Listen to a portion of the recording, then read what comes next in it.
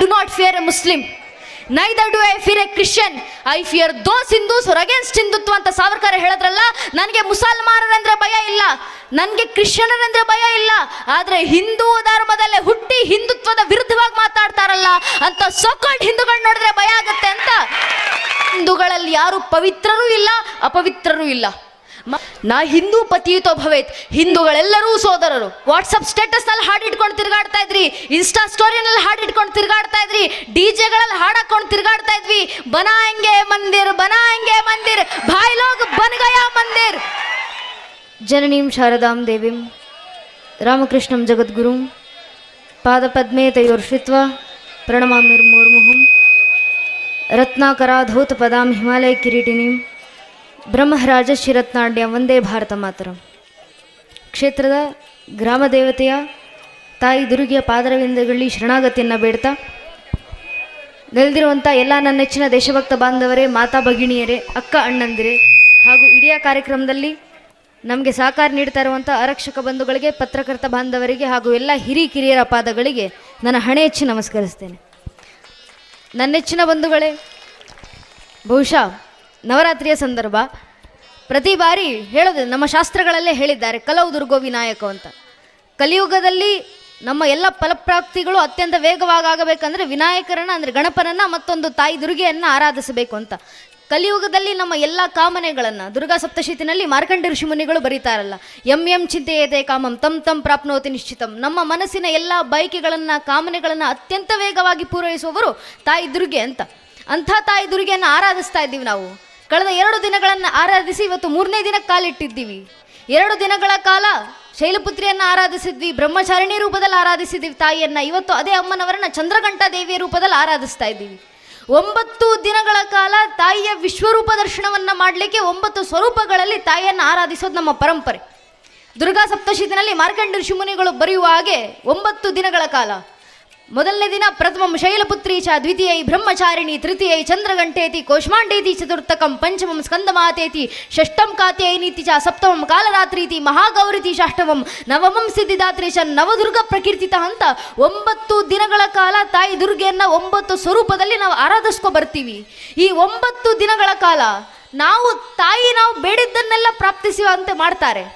ನಾವು ಬೇಡಿದ್ದನ್ನೆಲ್ಲ ಅತ್ಯಂತ ವೇಗವಾಗಿ ಫಲಪ್ರಾಪ್ತಿಯನ್ನು ನೀಡ್ತಾರೆ. ಹಾಗಿದ್ರೆ ನಾವು ತಾಯಿ ಮುಂದೆ ಬೇಡ್ಕೊಳ್ಬೇಕಾಗಿರೋದು ಏನು?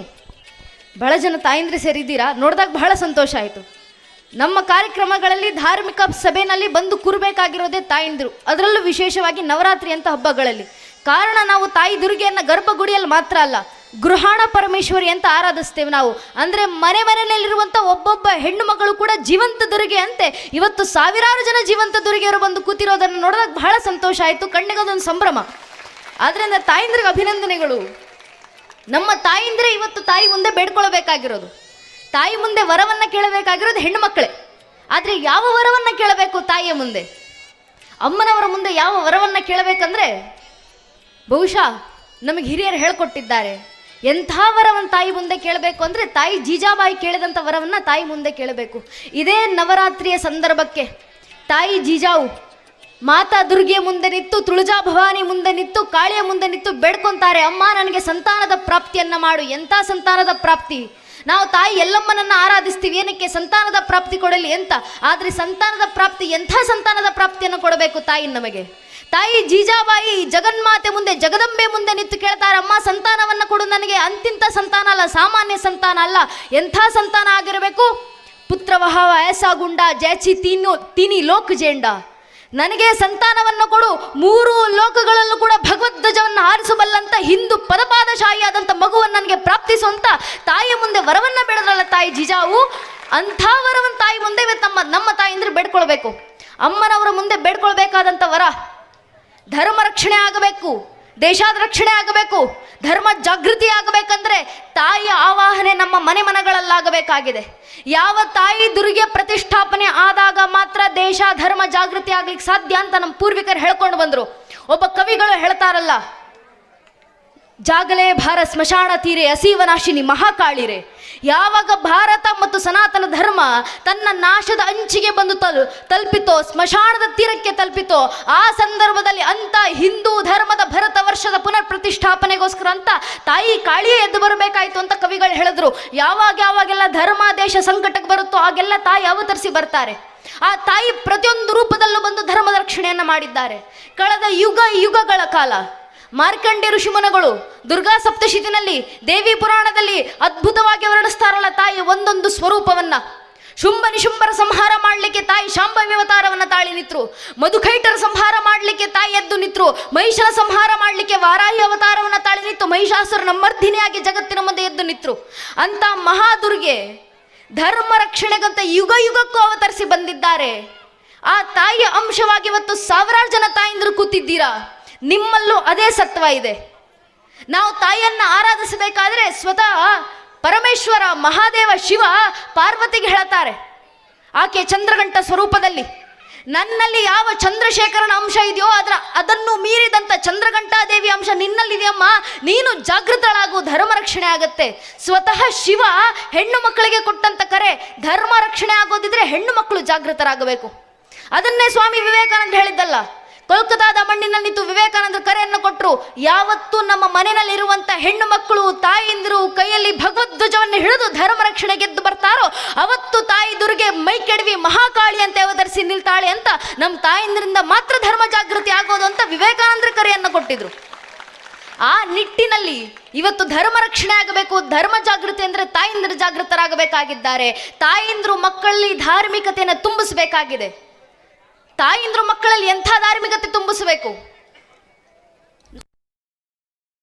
ಬಂಗಾಳದಲ್ಲಿ ನವಾಬ, ಗೋವಾದಲ್ಲಿ ಪೋರ್ಚುಗೀಸರು, ತಮಿಳುನಾಡ ಡಚ್ಚರು, ಪಕ್ಕದಲ್ಲಿ ಫ್ರೆಂಚರು ಇದ್ದು ಜಗತ್ತಿನ ಎಲ್ಲ ಜನಾಂಗಗಳು ಮತಬಂಧಗಳು ಸನಾತನ ಧರ್ಮದ ನಾಶಕ್ಕೆ ಸಿದ್ಧವಾಗಿ ನಿಂತಿದ್ದಾಗ ಒಬ್ಬ ತಾಯಿ ಜೀಜಾಬಾಯಿ ಶಿವನೇರಿಯ ಕೋಟೆಗಳಿಂದ ಛತ್ರಪತಿ ಶಿವಾಜಿ ಮಹಾರಾಜನ್ನ ತಯಾರು ಮಾಡಿ ಧರ್ಮ ರಕ್ಷಣೆ ಅಂತ ಕಳಿಸಿಕೊಟ್ರಲ್ಲ, ಒಬ್ಬ ತಾಯಿ ಧರ್ಮ ಉಳಿಸಲಿಕ್ಕೋಸ್ಕರ ಮಾಡಿದಂತ ಕೆಲಸ, ಒಬ್ಬ ತಾಯಿ ಧರ್ಮದ ಇತಿಹಾಸ ತಂದ ಬದಲಾವಣೆ. ಆ ಒಬ್ಬ ತಾಯಿ ಜೀಜಾಬಾಯಿ ಮಗನಿಗೆ ಧಾರ್ಮಿಕತೆ ತುಂಬಿಸಿರ್ಲಿಲ್ಲ ಅಂದಿದ್ರೆ ನಮ್ಮ ಪರಿಸ್ಥಿತಿ ಏನಾಗ್ತಿತ್ತು? ಕವಿಗಳು ಹೇಳ್ತಾರಲ್ಲ, ಕಾಶಿ ಕಿ ಕಳಾ ಜಾತಿ ಮಧುರಾ ಮಸ್ಜಿದ್ ಹೋಗಿ ಯದಿ ಹೋತಾತೋ ಶುನ್ನತ್ ಹೋತಿ ಸಬ್ಕೆ ಅಂತ ಒಬ್ಬ ಕವಿಗಳು ಹೇಳಿದ್ರಲ್ಲ. ಶಿವಾಜಿ ಮಹಾರಾಜರಿಗೆ ತಾಯಿ ಜೀಜಾಬಾಯಿ ಧಾರ್ಮಿಕತೆ ತುಂಬಿಸಿರ್ಲಿ ಅಂದಿದ್ರೆ ಕಾಶಿ ಕಳಾಹೀನವಾಗ್ತಿತ್ತು, ಮಥುರಾ ಮಸೀದಿ ಆಗಿರ್ತಿತ್ತು, ಭಾರತದ ಸಮಸ್ತ ಹಿಂದೂಗಳಿಗೂ ಇಸ್ಲಾಮಿಕ್ ಸಂಸ್ಕಾರ ಆಗಿರ್ತಿತ್ತು. ಅಂಥ ಸಂದರ್ಭದಲ್ಲಿ ಧರ್ಮ ರಕ್ಷಣೆಗೋಸ್ಕರ ತಾಯಿ ಜೀಜಾಬಾಯಿ ಮಗನನ್ನು ತಯಾರು ಮಾಡಿದ್ರು. ಯಾವ ರೀತಿ ತಯಾರು ಮಾಡಿದ್ರು ತಾಯಿ ಜೀಜಾಬಾಯಿ?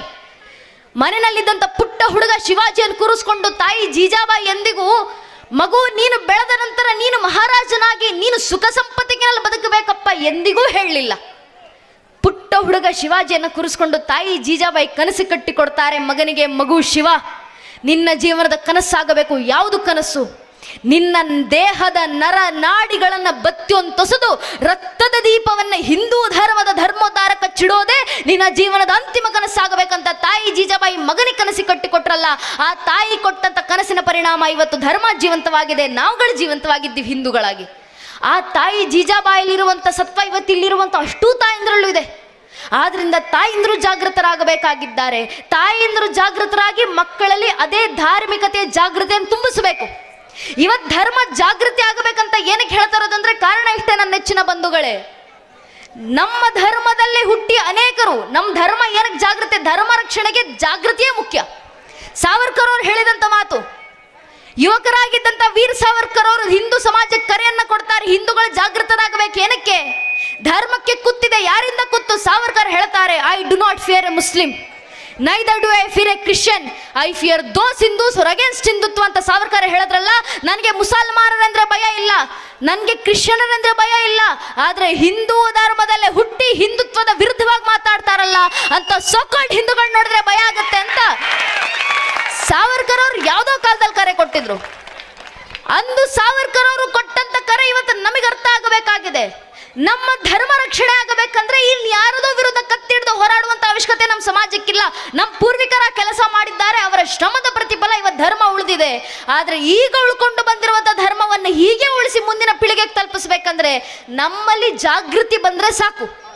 ಹಿಂದೂಗಳಲ್ಲಿ ಜಾಗೃತಿ, ಇದೇ ಜಾಗೃತಿಯ ಕರೆಯನ್ನೇ ಅಲ್ವಾ ನಮಗೆ ಕೃಷ್ಣ ಪರಮಾತ್ಮ ನೀಡಿದ್ದು ಭಗವದ್ಗೀತೆನಲ್ಲಿ. ಇಡೀ ಮಹಾಭಾರತದ ಸಾರ ಯಾವುದು? ಧರ್ಮ ರಕ್ಷಣೆ. ಇಡೀ ಭಗವದ್ಗೀತೆ ಸಾರ ಯಾವುದು? ಧರ್ಮ ರಕ್ಷಣೆ. ಭಗವದ್ಗೀತೆ 2ನೇ ಅಧ್ಯಾಯದ 2ನೇ ಮತ್ತು 3ನೇ ಶ್ಲೋಕದಲ್ಲಿ ಶ್ರೀಕೃಷ್ಣ ಪರಮಾತ್ಮ ಧರ್ಮ ಕಾರ್ಯವನ್ನು ಮರೆತು ಕೂತಿದ್ದಂತ ಅರ್ಜುನನನ್ನ ಬಡಿದೆಬ್ಬಿಸಲಿಕ್ಕೆ ಜಾಗೃತಿಯ ಕರೆಯನ್ನು ಕೊಟ್ಟು ಹೇಳಿದ್ರು, ಕುತಸ್ತ್ವ ಕಶ್ಮಲವಿದಂ ವಿಷಮೇ ಸಂಪುಟ ಸ್ಥಿತ ಮನಾರ್ಯ ದುಷ್ಟನ ಸ್ವರ್ಗ ಮಕೃತಿಕರಂ ಅರ್ಜುನ ಕ್ಲೈಭ್ಯಂ ಮಸ್ಮಗಮಃ ಪಾರ್ಥ ನೈತತ್ವೇಪ ಬದ್ಧತೆ ಶುದ್ಧ ಮೃದಯ ದೌರ್ಬಲ್ಯಂ ತೆಕ್ತೋತಿಷ್ಠ ಪರಂತಪ. ಅರ್ಜುನ, ಈ ಸಂದರ್ಭದಲ್ಲಿ ಧರ್ಮ ಕಾರ್ಯವನ್ನು ಮರೆತು ಧರ್ಮ ದೇಶ ಕಟ್ಕೊಂಡು ನನಗೇನಾಗಬೇಕು ಅಂತ ಸುಮ್ಮನೆ ಕೂರೋದಲ್ಲಪ್ಪ. ನಿನ್ನ ಪೂರ್ವಿಕರು ಎಷ್ಟು ಶ್ರಮಗಳಿಂದ ಧರ್ಮವನ್ನು ಉಳಿಸ್ಕೊಂಡು ಬಂದಿದ್ದಾರೋ, ಈ ಧರ್ಮವನ್ನು ಹೀಗೆ ಉಳಿಸ್ಕೊಂಡು ಮುಂದಿನ ಪೀಳಿಗೆ ಕೊಡುವಂಥ ಧರ್ಮ ಕಾರ್ಯದ ಕರ್ಮಯೋಗ ನಿನ್ನ ಹೆಗಲ ಮೇಲಿದೆ. ಆ ಧರ್ಮ ಕಾರ್ಯವನ್ನು ನೆನಪಿಸ್ಕೊಳ್ಳು, ಧರ್ಮಕ್ಕೋಸ್ಕರ ಜಾಗೃತನಾಗು ಅಂತ ಅರ್ಜುನನಲ್ಲಿ ಧರ್ಮ ಜಾಗೃತಿಯನ್ನು ಮೂಡಿಸಿದಂಥ ಶ್ರೀಕೃಷ್ಣ ಪರಮಾತ್ಮ ಆ ಭಗವದ್ಗೀತೆ ಮಾಡಿ ಇವತ್ತು ನಮ್ಮ ಕಿವಿಗಳಲ್ಲಿ ಗುಂಜಿಸುವಂಥ ಅವಶ್ಯಕತೆ ಇದೆ. ನಾವು ಜಾಗೃತರಾಗಬೇಕು. ಜಾಗೃತರಾಗೋದಂದ್ರೇನು? ಧರ್ಮ ಜಾಗೃತಿ ಅಂದರೆ ಧರ್ಮದಲ್ಲಿರುವಂಥ ನಾವು ಜಾಗೃತರಾಗಿ ಸಂಘಟಿತರಾಗೋದು. ಹಿಂದೂಗಳಲ್ಲಿ ಇವತ್ತು ಬೇಕಾಗಿರೋದು ಸಂಘಟಿತ ಭಾವ. ಕಾರಣ ಇವತ್ತು ಹೇಳ್ಕೊಳ್ಳಿಕ್ಕಿದ್ದೀವಿ ನಾವು ದೇಶದಲ್ಲಿ ಕೋಟ್ಯಾಂತರ ಜನ ಹಿಂದೂಗಳು. ಆದರೆ ಆ ಕೋಟ್ಯಾಂತರ ಜನ ಹಿಂದೂಗಳಲ್ಲಿ ಎಷ್ಟು ಜನ ನಿಜವಾಗ್ಲೂ ಹಿಂದೂಗಳಾಗಿ ಉಳಿದಿದ್ದೀವಿ? ದುರಾದೃಷ್ಟವಶಾತ್ ಇವತ್ತು ಒಬ್ಬ ಹಿಂದುವಿನ ಮುಂದೆ ನಿಂತ್ಕೊಂಡು ನೀನು ಯಾವ ಸಮಾಜಕ್ಕೆ ಸೇರಿದ್ಯಪ್ಪ ಅಂದರೆ ಹಿಂದುವಿನ ಬಾಯಿನಲ್ಲಿ ತನ್ನ ಧರ್ಮದ ಹೆಸರು ಬರೋಕ್ಕೂ ಮುಂಚೆ ಜಾತಿ ಹೆಸರು ಬಂದಿರುತ್ತೆ. ಒಬ್ಬ ಹಿಂದೂ ಆಗೋಕ್ಕೆ ಮುಂಚೆ ಒಬ್ಬ ಹಿಂದೂ ಬ್ರಾಹ್ಮಣರಾಗ್ತಾರೆ, ಒಬ್ಬ ಹಿಂದೂ ಲಿಂಗಾಯತರಾಗ್ತಾರೆ, ಒಬ್ಬ ಹಿಂದೂ ಗೌಡ್ರಾಗ್ತಾರೆ, ಒಬ್ಬ ಹಿಂದೂ ಮರಾಠ ಆಗ್ತಾರೆ, ಒಬ್ಬ ಹಿಂದೂ ನಾಯಕ ಆಗ್ತಾರೆ, ಒಬ್ಬ ಹಿಂದೂ ಶೆಟ್ಟಿ ಆಗ್ತಾರೆ, ಒಬ್ಬ ಹಿಂದೂ SC ಆಗ್ತಾರೆ, ಒಬ್ಬ ಹಿಂದೂ ST ಆಗ್ತಾರೆ. ಹಿಂದೂ ಆಗೋದು ಯಾವಾಗ? ನಾವು ಹಿಂದೂಗಳ ಅರ್ಥ ಮಾಡ್ಕೊಳ್ಬೇಕು. ನಮ್ಮ ಜಾತಿ ಯಾವುದೇ ಇರಲಿ ಸ್ವಾಮಿ, ಆ ಜಾತಿಗಳ ಮೇಲೆ ನಮಗಿರುವಂಥ ಜಾತಿ ಪ್ರೇಮ ಎಷ್ಟೇ ವಿಶಾಲವಾಗಿರಲಿ, ನಮ್ಮ ಜಾತಿ ನಮ್ಮ ಮನೆ ದೇವ್ರ ಕೋಣೆ ಒಳಗೆ ಸೀಮಿತ ಆಗಿರಬೇಕು. ನಮ್ಮ ರಾಜಕೀಯ ಆಸಕ್ತಿ ಯಾವುದೇ ಇರಲಿ, ನೀವು ಯಾವ ರಾಜಕೀಯ ಪಕ್ಷಕ್ಕೆ ಬೇಕಾದರೂ ಕೆಲಸ ಮಾಡಿ, ನಮ್ಮ ರಾಜಕೀಯ ಆಸಕ್ತಿ ನಮ್ಮ ಮನೆ ವಸ್ಲಿನ ಒಳಗೆ ಸೀಮಿತ ಆಗಿರಬೇಕು. ಪ್ರತಿಯೊಬ್ಬ ಹಿಂದೂ ತನ್ನ ಮನೆ ದೇವ್ರ ಕೋಣೆಯನ್ನು ದಾಟಿ ಮನೆ ವಸ್ಲು ಬಿಟ್ಟು ಹೊರಗೆ ಬರಬೇಕಾದ್ರೆ ಜಾತಿ, ಉಪಜಾತಿ, ಮತ, ಪಂಥ, ಪಂಗಡ, ಕುಲ, ಗೋತ್ರ, ರಾಜಕೀಯ ಆಸಕ್ತಿ, ತತ್ವ, ಸಿದ್ಧಾಂತ ಎಲ್ಲವನ್ನು ಮರೆತು ಹೆಗಲ ಮೇಲೆ ಒಂದು ಕೇಸರಿ ಶಾಲು, ಹಣೆ ಮೇಲೆ ಕೇಸರಿ ತಿಲಕ ಇಟ್ಕೊಂಡು ನಾವೆಲ್ಲ ಹಿಂದೂ, ನಾವೆಲ್ಲ ಒಂದು ಅನ್ನೋ ಭಾವನೆಯಲ್ಲಿ ಮರಬಿಟ್ಟಾಗ ಮಾತ್ರ ಇವತ್ತು ಧರ್ಮ ರಕ್ಷಣೆ ಆಗ್ಲಿಕ್ಕೆ ಸಾಧ್ಯ. ನಮ್ಮಲ್ಲಿ ಬರಬೇಕಾಗದಂಥ ಜಾಗೃತಿಯ ಸಂಘಟಿತ ಭಾವ, ಈ ಸಂಘಟಿತ ಭಾವ ಜಾತಿಯ ಒಡಕು ತೊಡಕುಗಳನ್ನು ಮೀರಿದಂಥ ಸಂಘಟಿತ ಭಾವ ಬಂದಾಗ ಮಾತ್ರ ಧರ್ಮ ರಕ್ಷಣೆ ಆಗುತ್ತೆ ಅಂತ ಕೃಷ್ಣ ಪರಮಾತ್ಮ ಹೇಳ್ತಾರೆ. ಭಗವದ್ಗೀತೆ 4ನೇ ಅಧ್ಯಾಯದ 7ನೇ ಶ್ಲೋಕ ಇಷ್ಟೊತ್ತು ಅಣ್ಣನವ್ರು ಹೇಳಿದ್ರಲ್ಲ, ಯದಾ ಯದಾ ಈ ಧರ್ಮಸ್ಯ ಗ್ಲಾನಿರ್ಭವತಿ ಭಾರತ ಅಭ್ಯುತ್ಥಾನ ಧರ್ಮಸ್ಯ ದದಾತ್ಮಾನುಜಾಮ್ಯಂ ಪರಿತ್ರಾಣ ಸಾಧನ ವಿನಾಶ ದುಷ್ಕೃತ ಧರ್ಮ ಸಂಸ್ಥಾಪನಾತಾಯ ಸಂಭವಾಮಿ ಯುಗೆ ಯುಗೆ. ಅರ್ಥಾತ್ ಯಾವಾಗೆಲ್ಲ ದೇಶ ಮತ್ತು ಧರ್ಮ ನಾಶದ ಅಂಚಿಗೆ ಬಂದು ತಲುಪನಿಲ್ಲುತ್ತೋ ಆಗೆಲ್ಲ ಶಿಷ್ಟರನ್ನು ರಕ್ಷಿಸಿ ದುಷ್ಟರನ್ನು ನಾಶ ಮಾಡಲಿಕ್ಕೆ ಧರ್ಮ ದೇಶದ ಪುನರ್ ಪ್ರತಿಷ್ಠಾಪನೆಗೋಸ್ಕರ ನಾನು ಯುಗಕ್ಕೂ ಸಂಭವಾಮಿ ಯುಗೆ ಯುಗಕ್ಕೂ ಅವತರಿಸಿ ಬರ್ತೀನಿ ಅಂತ ಶ್ರೀಕೃಷ್ಣ ಪರಮಾತ್ಮ ಕರೆಯನ್ನು ಕೊಟ್ಟರು. ಆ ಕರೆಯ ಮುಂದಿನ ಸಾಲಿನಲ್ಲಿ ಗೀತಾಚಾರ್ಯನಾಗಿ ನಿಂತಂತ ಶ್ರೀಕೃಷ್ಣ ಪರಮಾತ್ಮ ಹೇಳ್ತಾರೆ, ಯುಗಕ್ಕೂ ಧರ್ಮ ರಕ್ಷಣೆಗೆ ನಾನು ಅವತರಿಸ್ತೀನಿ. ಆದರೆ ಕಲಿಯುಗದಲ್ಲಿ ಧರ್ಮ ರಕ್ಷಣೆಗೆ ಯಾವ ಅವತಾರ? ಕೃಷ್ಣ ಹೇಳ್ತಾರೆ, ಕಲಿಯುಗದ ಅಂತ್ಯದಲ್ಲಿ ಕಲ್ಕಿ ಅವತಾರ. ಆದರೆ ಕಲಿಯುಗ ನಡೀತಾ ಇರಬೇಕಾದ್ರೆ ಕಲಿಯುಗದಲ್ಲಿ ದೇಶ ಧರ್ಮ ರಕ್ಷಣೆಗಿರೋದು ಒಂದೇ ಒಂದು ಅವತಾರ, ಅದು ಸಂಘ ಶಕ್ತಿ ಕಲಿಯುಗ ಅನ್ನೋ ಮಾತನ್ನು ಕೃಷ್ಣ ನಮ್ಗೆ ಆದರ್ಶವಾಗಿ ನೀಡಿದ್ರು. ಸಂಘಟಿತ ಭಾವ. ಹಿಂದೂಗಳು ಸಂಘಟಿತರಾದಾಗ ಮಾತ್ರ ಧರ್ಮ ರಕ್ಷಣೆ ಮಾಡ್ಕೊಳ್ಳಿಕ್ಕೆ ಸಾಧ್ಯ. ಅಪಾರ ಭೂಮಿ ವಿಸ್ತಾರ ಮಗಣ್ಯ ಜನಸಂಕಲಂ ರಾಷ್ಟ್ರಂ ಸಂಘಟನಾ ಹಿನಂ ಪ್ರಭವೇನಾತ್ಮ ರಕ್ಷಣೆ ಶಾಸ್ತ್ರಗಳ ಮಾತು. ತುದಿ ಕಾಣದಷ್ಟು ಅಪಾರವಾದಂಥ ಭೂಭಾಗ, ಆ ಭೂಭಾಗದ ಒಳಗೆ ಅಗಣ್ಯವಾದಂಥ ಜನರ ಸಂಖ್ಯೆ. ಆದರೆ ಆ ಜನರ ಮಧ್ಯದಲ್ಲಿ ಸಂಘಟಿತ ಭಾವ ಇಲ್ಲ ಅಂದರೆ ದೇಶ ಧರ್ಮ ರಕ್ಷಣೆ ಆಗ್ಲಿಕ್ಕೆ ಸಾಧ್ಯವೇ ಇಲ್ಲ. ಆದ್ರಿಂದ ನಮ್ಮ ಕಣ್ಣು ಮುಂದೆ ದೇಶ ಧರ್ಮ ರಕ್ಷಣೆ ಮಾಡ್ಕೊಳ್ಳಿಕ್ಕಿರೋದು ಒಂದೇ ಒಂದು ಮಾರ್ಗದರ್ಶನ, ಅದು ಸಂಘಟಿತ ಭಾವ ಮಾತ್ರ. ನಮ್ಮ ಮಧ್ಯದಲ್ಲಿ ನಮ್ಮ ಸಮಸ್ಯೆ ಏನಾಗಿದೆ ಅಂದರೆ, ನಮ್ಮ ಸಮಾಜದಲ್ಲೇ ಒಂದಿಷ್ಟು ಜನ ಉಟ್ಕೊಂಡಿದ್ದಾರೆ ನಮ್ಮ ದೇಶದಲ್ಲೇ. ಈ ಬುದ್ಧಿಯೇ ಜೀವನ ಅಂದ್ಕೊಂಡಿರುವಂಥ ಬುದ್ಧಿಜೀವಿಗಳು ನಮ್ಮ ಧರ್ಮದ ಮೇಲೆ ಕೈ ಮಾಡಿ ಅಪವಾದವನ್ನು ಹೊರಿಸ್ತಾರೆ. ನಿಮ್ಮ ಹಿಂದೂಗಳಲ್ಲಿ ಜಾತಿ ವ್ಯವಸ್ಥೆ ಮೇರೆ ಮೀರಿ ನಿಂತಿದೆ. ನಿಮ್ಮ ಹಿಂದೂಗಳ ವೇದಗಳ ಕಾಲದಿಂದಲೂ ಮೇಲು ಕೀಳೆಂಬ ವಿಭೇದ ಇದೆ. ನಿಮ್ಮ ಹಿಂದೂಗಳ ವೇದಗಳಲ್ಲೇ ಹೇಳಿದ್ದಾರೆ, ವೇದಗಳನ್ನು ಬ್ರಾಹ್ಮಣರು ಬಿಟ್ಟರೆ ಬೇರೆ ಯಾವ ಜಾತಿಯವರು ಓದುವಂತಿಲ್ಲ. ಈ ಬುದ್ಧಿಜೀವಿಗಳು ನಮ್ಮ ಧರ್ಮದ ಮೇಲೆ ಹೊರಿಸುವಂಥ ಅಪವಾದ. ನಾವು ಹಿಂದೂಗಳಾಗಿ ನಾವಾದರೂ ಜಾಗೃತರಾಗಬೇಕು. ಹಾಗೆ ನೋಡೋದಿದ್ರೆ ನಮ್ಮ ಸನಾತನ ಧರ್ಮದಲ್ಲಿ ಜಾತಿ ವ್ಯವಸ್ಥೆನೇ ಇರಲಿಲ್ಲ. ಯಾವ ವೇದಗಳ ಕಡೆ ಕೈ ಮಾಡಿ ಬುದ್ಧಿಜೀವಿಗಳ ಅಪವಾದ ಬರೆಸ್ತಾರಲ್ಲ ನನ್ನ ನೆಚ್ಚಿನ ಬಂಧುಗಳೇ, ನಾವು ನೆನಪಿಟ್ಕೊಳ್ಬೇಕು, ಆ ವೇದಗಳನ್ನ ರಚನೆಯನ್ನ ಮಾಡಿದಂತ 108 ಜನ ಋಷಿಗಳಲ್ಲಿ ಎಷ್ಟೋ ಜನ ಋಷಿಗಳು ಬ್ರಾಹ್ಮಣರೇ ಆಗಿರಲಿಲ್ಲ, ನಿಮ್ನ ಕುಲಕ್ಕೆ ಸೇರಿದಂಥವ್ರು. ವೇದಗಳನ್ನ ಇನ್ನಷ್ಟು ವ್ಯಾಸಗೊಳಿಸಿ ಪ್ರತಿಯೊಬ್ಬ ಮಾನವನಿಗೂ ಅತ್ಯಂತ ಸುಲಭವಾಗಿ ತಲುಪುವಂತೆ ಮಾಡಿದಂತ ವೇದವ್ಯಾಸರು ಬ್ರಾಹ್ಮಣರಲ್ಲ, ಅವ್ರ ತಾಯಿ ಸತ್ಯವತಿ ಮೊಗವೀರರ ಜನಾಂಗಕ್ಕೆ ಸೇರಿದಂಥವ್ರು. ಐತ್ರಿಯ ಬ್ರಾಹ್ಮಣದ ರಚನೆಯನ್ನ ಮಾಡಿದಂತ ದ್ರಷ್ಟಾರರು ಮಹಿದಾಸ ಎಂಬ ಋಷಿಗಳು ಬ್ರಾಹ್ಮಣರಲ್ಲ, ಕುಮಾರ ಕುಲಕ್ಕೆ ಸೇರಿದಂಥವ್ರು. ಸ್ವತಃ ಭೀಷ್ಮ ಪಿತಾಮಹರು ಮಹಾಭಾರತದ ಕಾಲದಲ್ಲಿ ಕುರುಕ್ಷೇತ್ರ ರಣರಂಗದಲ್ಲಿ ಶರಾಶಯದ ಮೇಲೆ ಮಲಗಿರಬೇಕಾದ್ರೆ ಯುಧಿಷ್ಠಿರರಿಗೆ ಧರ್ಮಜ್ಞಾನ ಅಂತ ಕೊಟ್ಟಂತ ಒಂದೇ ಒಂದು ಸಾಲಿನ ಮಾತು, ನವರ್ಣಾನಾಂ ವಿಭೇದೋಸ್ತಿ. ಭೀಷ್ಮ ಪಿತಾಮಹರು ಹೇಳ್ತಾರೆ, ಯಾವ ವರ್ಣಗಳಲ್ಲೂ ಯಾವ ಭೇದವನ್ನು ಮಾಡಬೇಡಪ್ಪ, ಯಾಕೆ ಸರ್ವಂ ಬ್ರಹ್ಮಮಿದಂ ಜಗತ್, ಬ್ರಹ್ಮನಿಂದಲೇ ಸೃಷ್ಟಿಯಾಗಿರುವಂತಹ ಸಮಸ್ತ ಮನುಕುಲ, ಆ ಮನುಕುಲದ ಮಧ್ಯದಲ್ಲಿ ಯಾಕೆ ವರ್ಣ ವ್ಯವಸ್ಥೆ, ಯಾರ ಮಧ್ಯದಲ್ಲೂ ಯಾವ ವ್ಯತ್ಯಾಸ ಮಾಡಬೇಡ ಅಂತ ಸಮಾನತೆಯ ಹರಿಕಾರವನ್ನು ಶತಮಾನಗಳ ಹಿಂದೆ ನಮಗೆ ಮಹಾಭಾರತದ ಕಾಲದಲ್ಲಿ ನೀಡಿದಂಥವರು ಭೀಷ್ಮ ಪಿತಾಮಹರು. ನಮ್ಮ ಹಿರಿಯರು ಸ್ವಾಮಿ ಚಿನ್ಮಯಾನಂದರು ಧರ್ಮಕ್ಕೆ ಸಂದೇಶ ಕೊಟ್ಟರು. ಯಾವ ಸಂದೇಶ? ಹಿಂದುವ ಸೋದರ ಸರ್ವೇನ್ನ ಹಿಂದೂ ಪತಿಯಿತೋ ಭವೇತ್, ಮಮ ದೀಕ್ಷಾ ಹಿಂದೂ ರಕ್ಷಾ ಮಮ ಮಂತ್ರ ಸಮಾನತ. ಹಿಂದುವ ಸೋದರ ಸರ್ವೇ, ಹಿಂದೂಗಳೆಲ್ಲರೂ ಸೋದರರು. ನಾ ಹಿಂದೂ ಪತಿಯಿತೋ ಭವೇತ್, ಹಿಂದೂಗಳಲ್ಲಿ ಯಾರು ಪವಿತ್ರರೂ ಇಲ್ಲ ಅಪವಿತ್ರರೂ ಇಲ್ಲ. ಮಮ ದೀಕ್ಷಾ ಹಿಂದೂ ರಕ್ಷಾ, ನನ್ನ ಜೀವನದ ದೀಕ್ಷೆಯೇ ಹಿಂದುತ್ವದ ರಕ್ಷಣೆ. ಮಮ ಮಂತ್ರ ಸಮಾನತ, ನನ್ನ ಜೀವನದ ಧ್ಯೇಯ ಮಂತ್ರವೇ ಸಮಾನತೆ ಅಂತ ಸಮಾನತೆಯನ್ನು ತೋರಿಸಿಕೊಟ್ಟಂಥ ಸ್ವಾಮಿ ಚಿನ್ಮಯಾನಂದರು ನಮ್ಮ ಹಿರಿಯರು ಹಾಕಿಕೊಟ್ಟಂಥ ಆ ಮಾರ್ಗದರ್ಶನದಲ್ಲಿ ಇವತ್ತು ಹಿಂದೂ ಸಮಾಜ ನಡೆಯುವಂಥ ಅವಶ್ಯಕತೆ ಇದೆ. ನಮ್ಮ ಯಾರೋ ಪರಕೀರು ತಂದಂಥ ಜಾತಿ ವ್ಯವಸ್ಥೆ, ಆದರೆ ಆ ಪರಕೀರು ತಂದಂಥ ಜಾತಿ ವ್ಯವಸ್ಥೆಯನ್ನು ಮೀರಿ ಬೆಳೆಯುವಂಥ ಕೆಲಸ ಇವತ್ತು ಹಿಂದೂ ಸಮಾಜದಲ್ಲಿ ಆಗಬೇಕು. ಆದರೆ ಒಂದಂತೂ ಸತ್ಯ ನನ್ನ ನೆಚ್ಚಿನ ಬಂಧುಗಳೇ, ಈಗಿನ ಕಾಲಘಟ್ಟವನ್ನು ನೋಡಿದ್ರೆ ಹೆಮ್ಮೆ ಆಗುತ್ತೆ.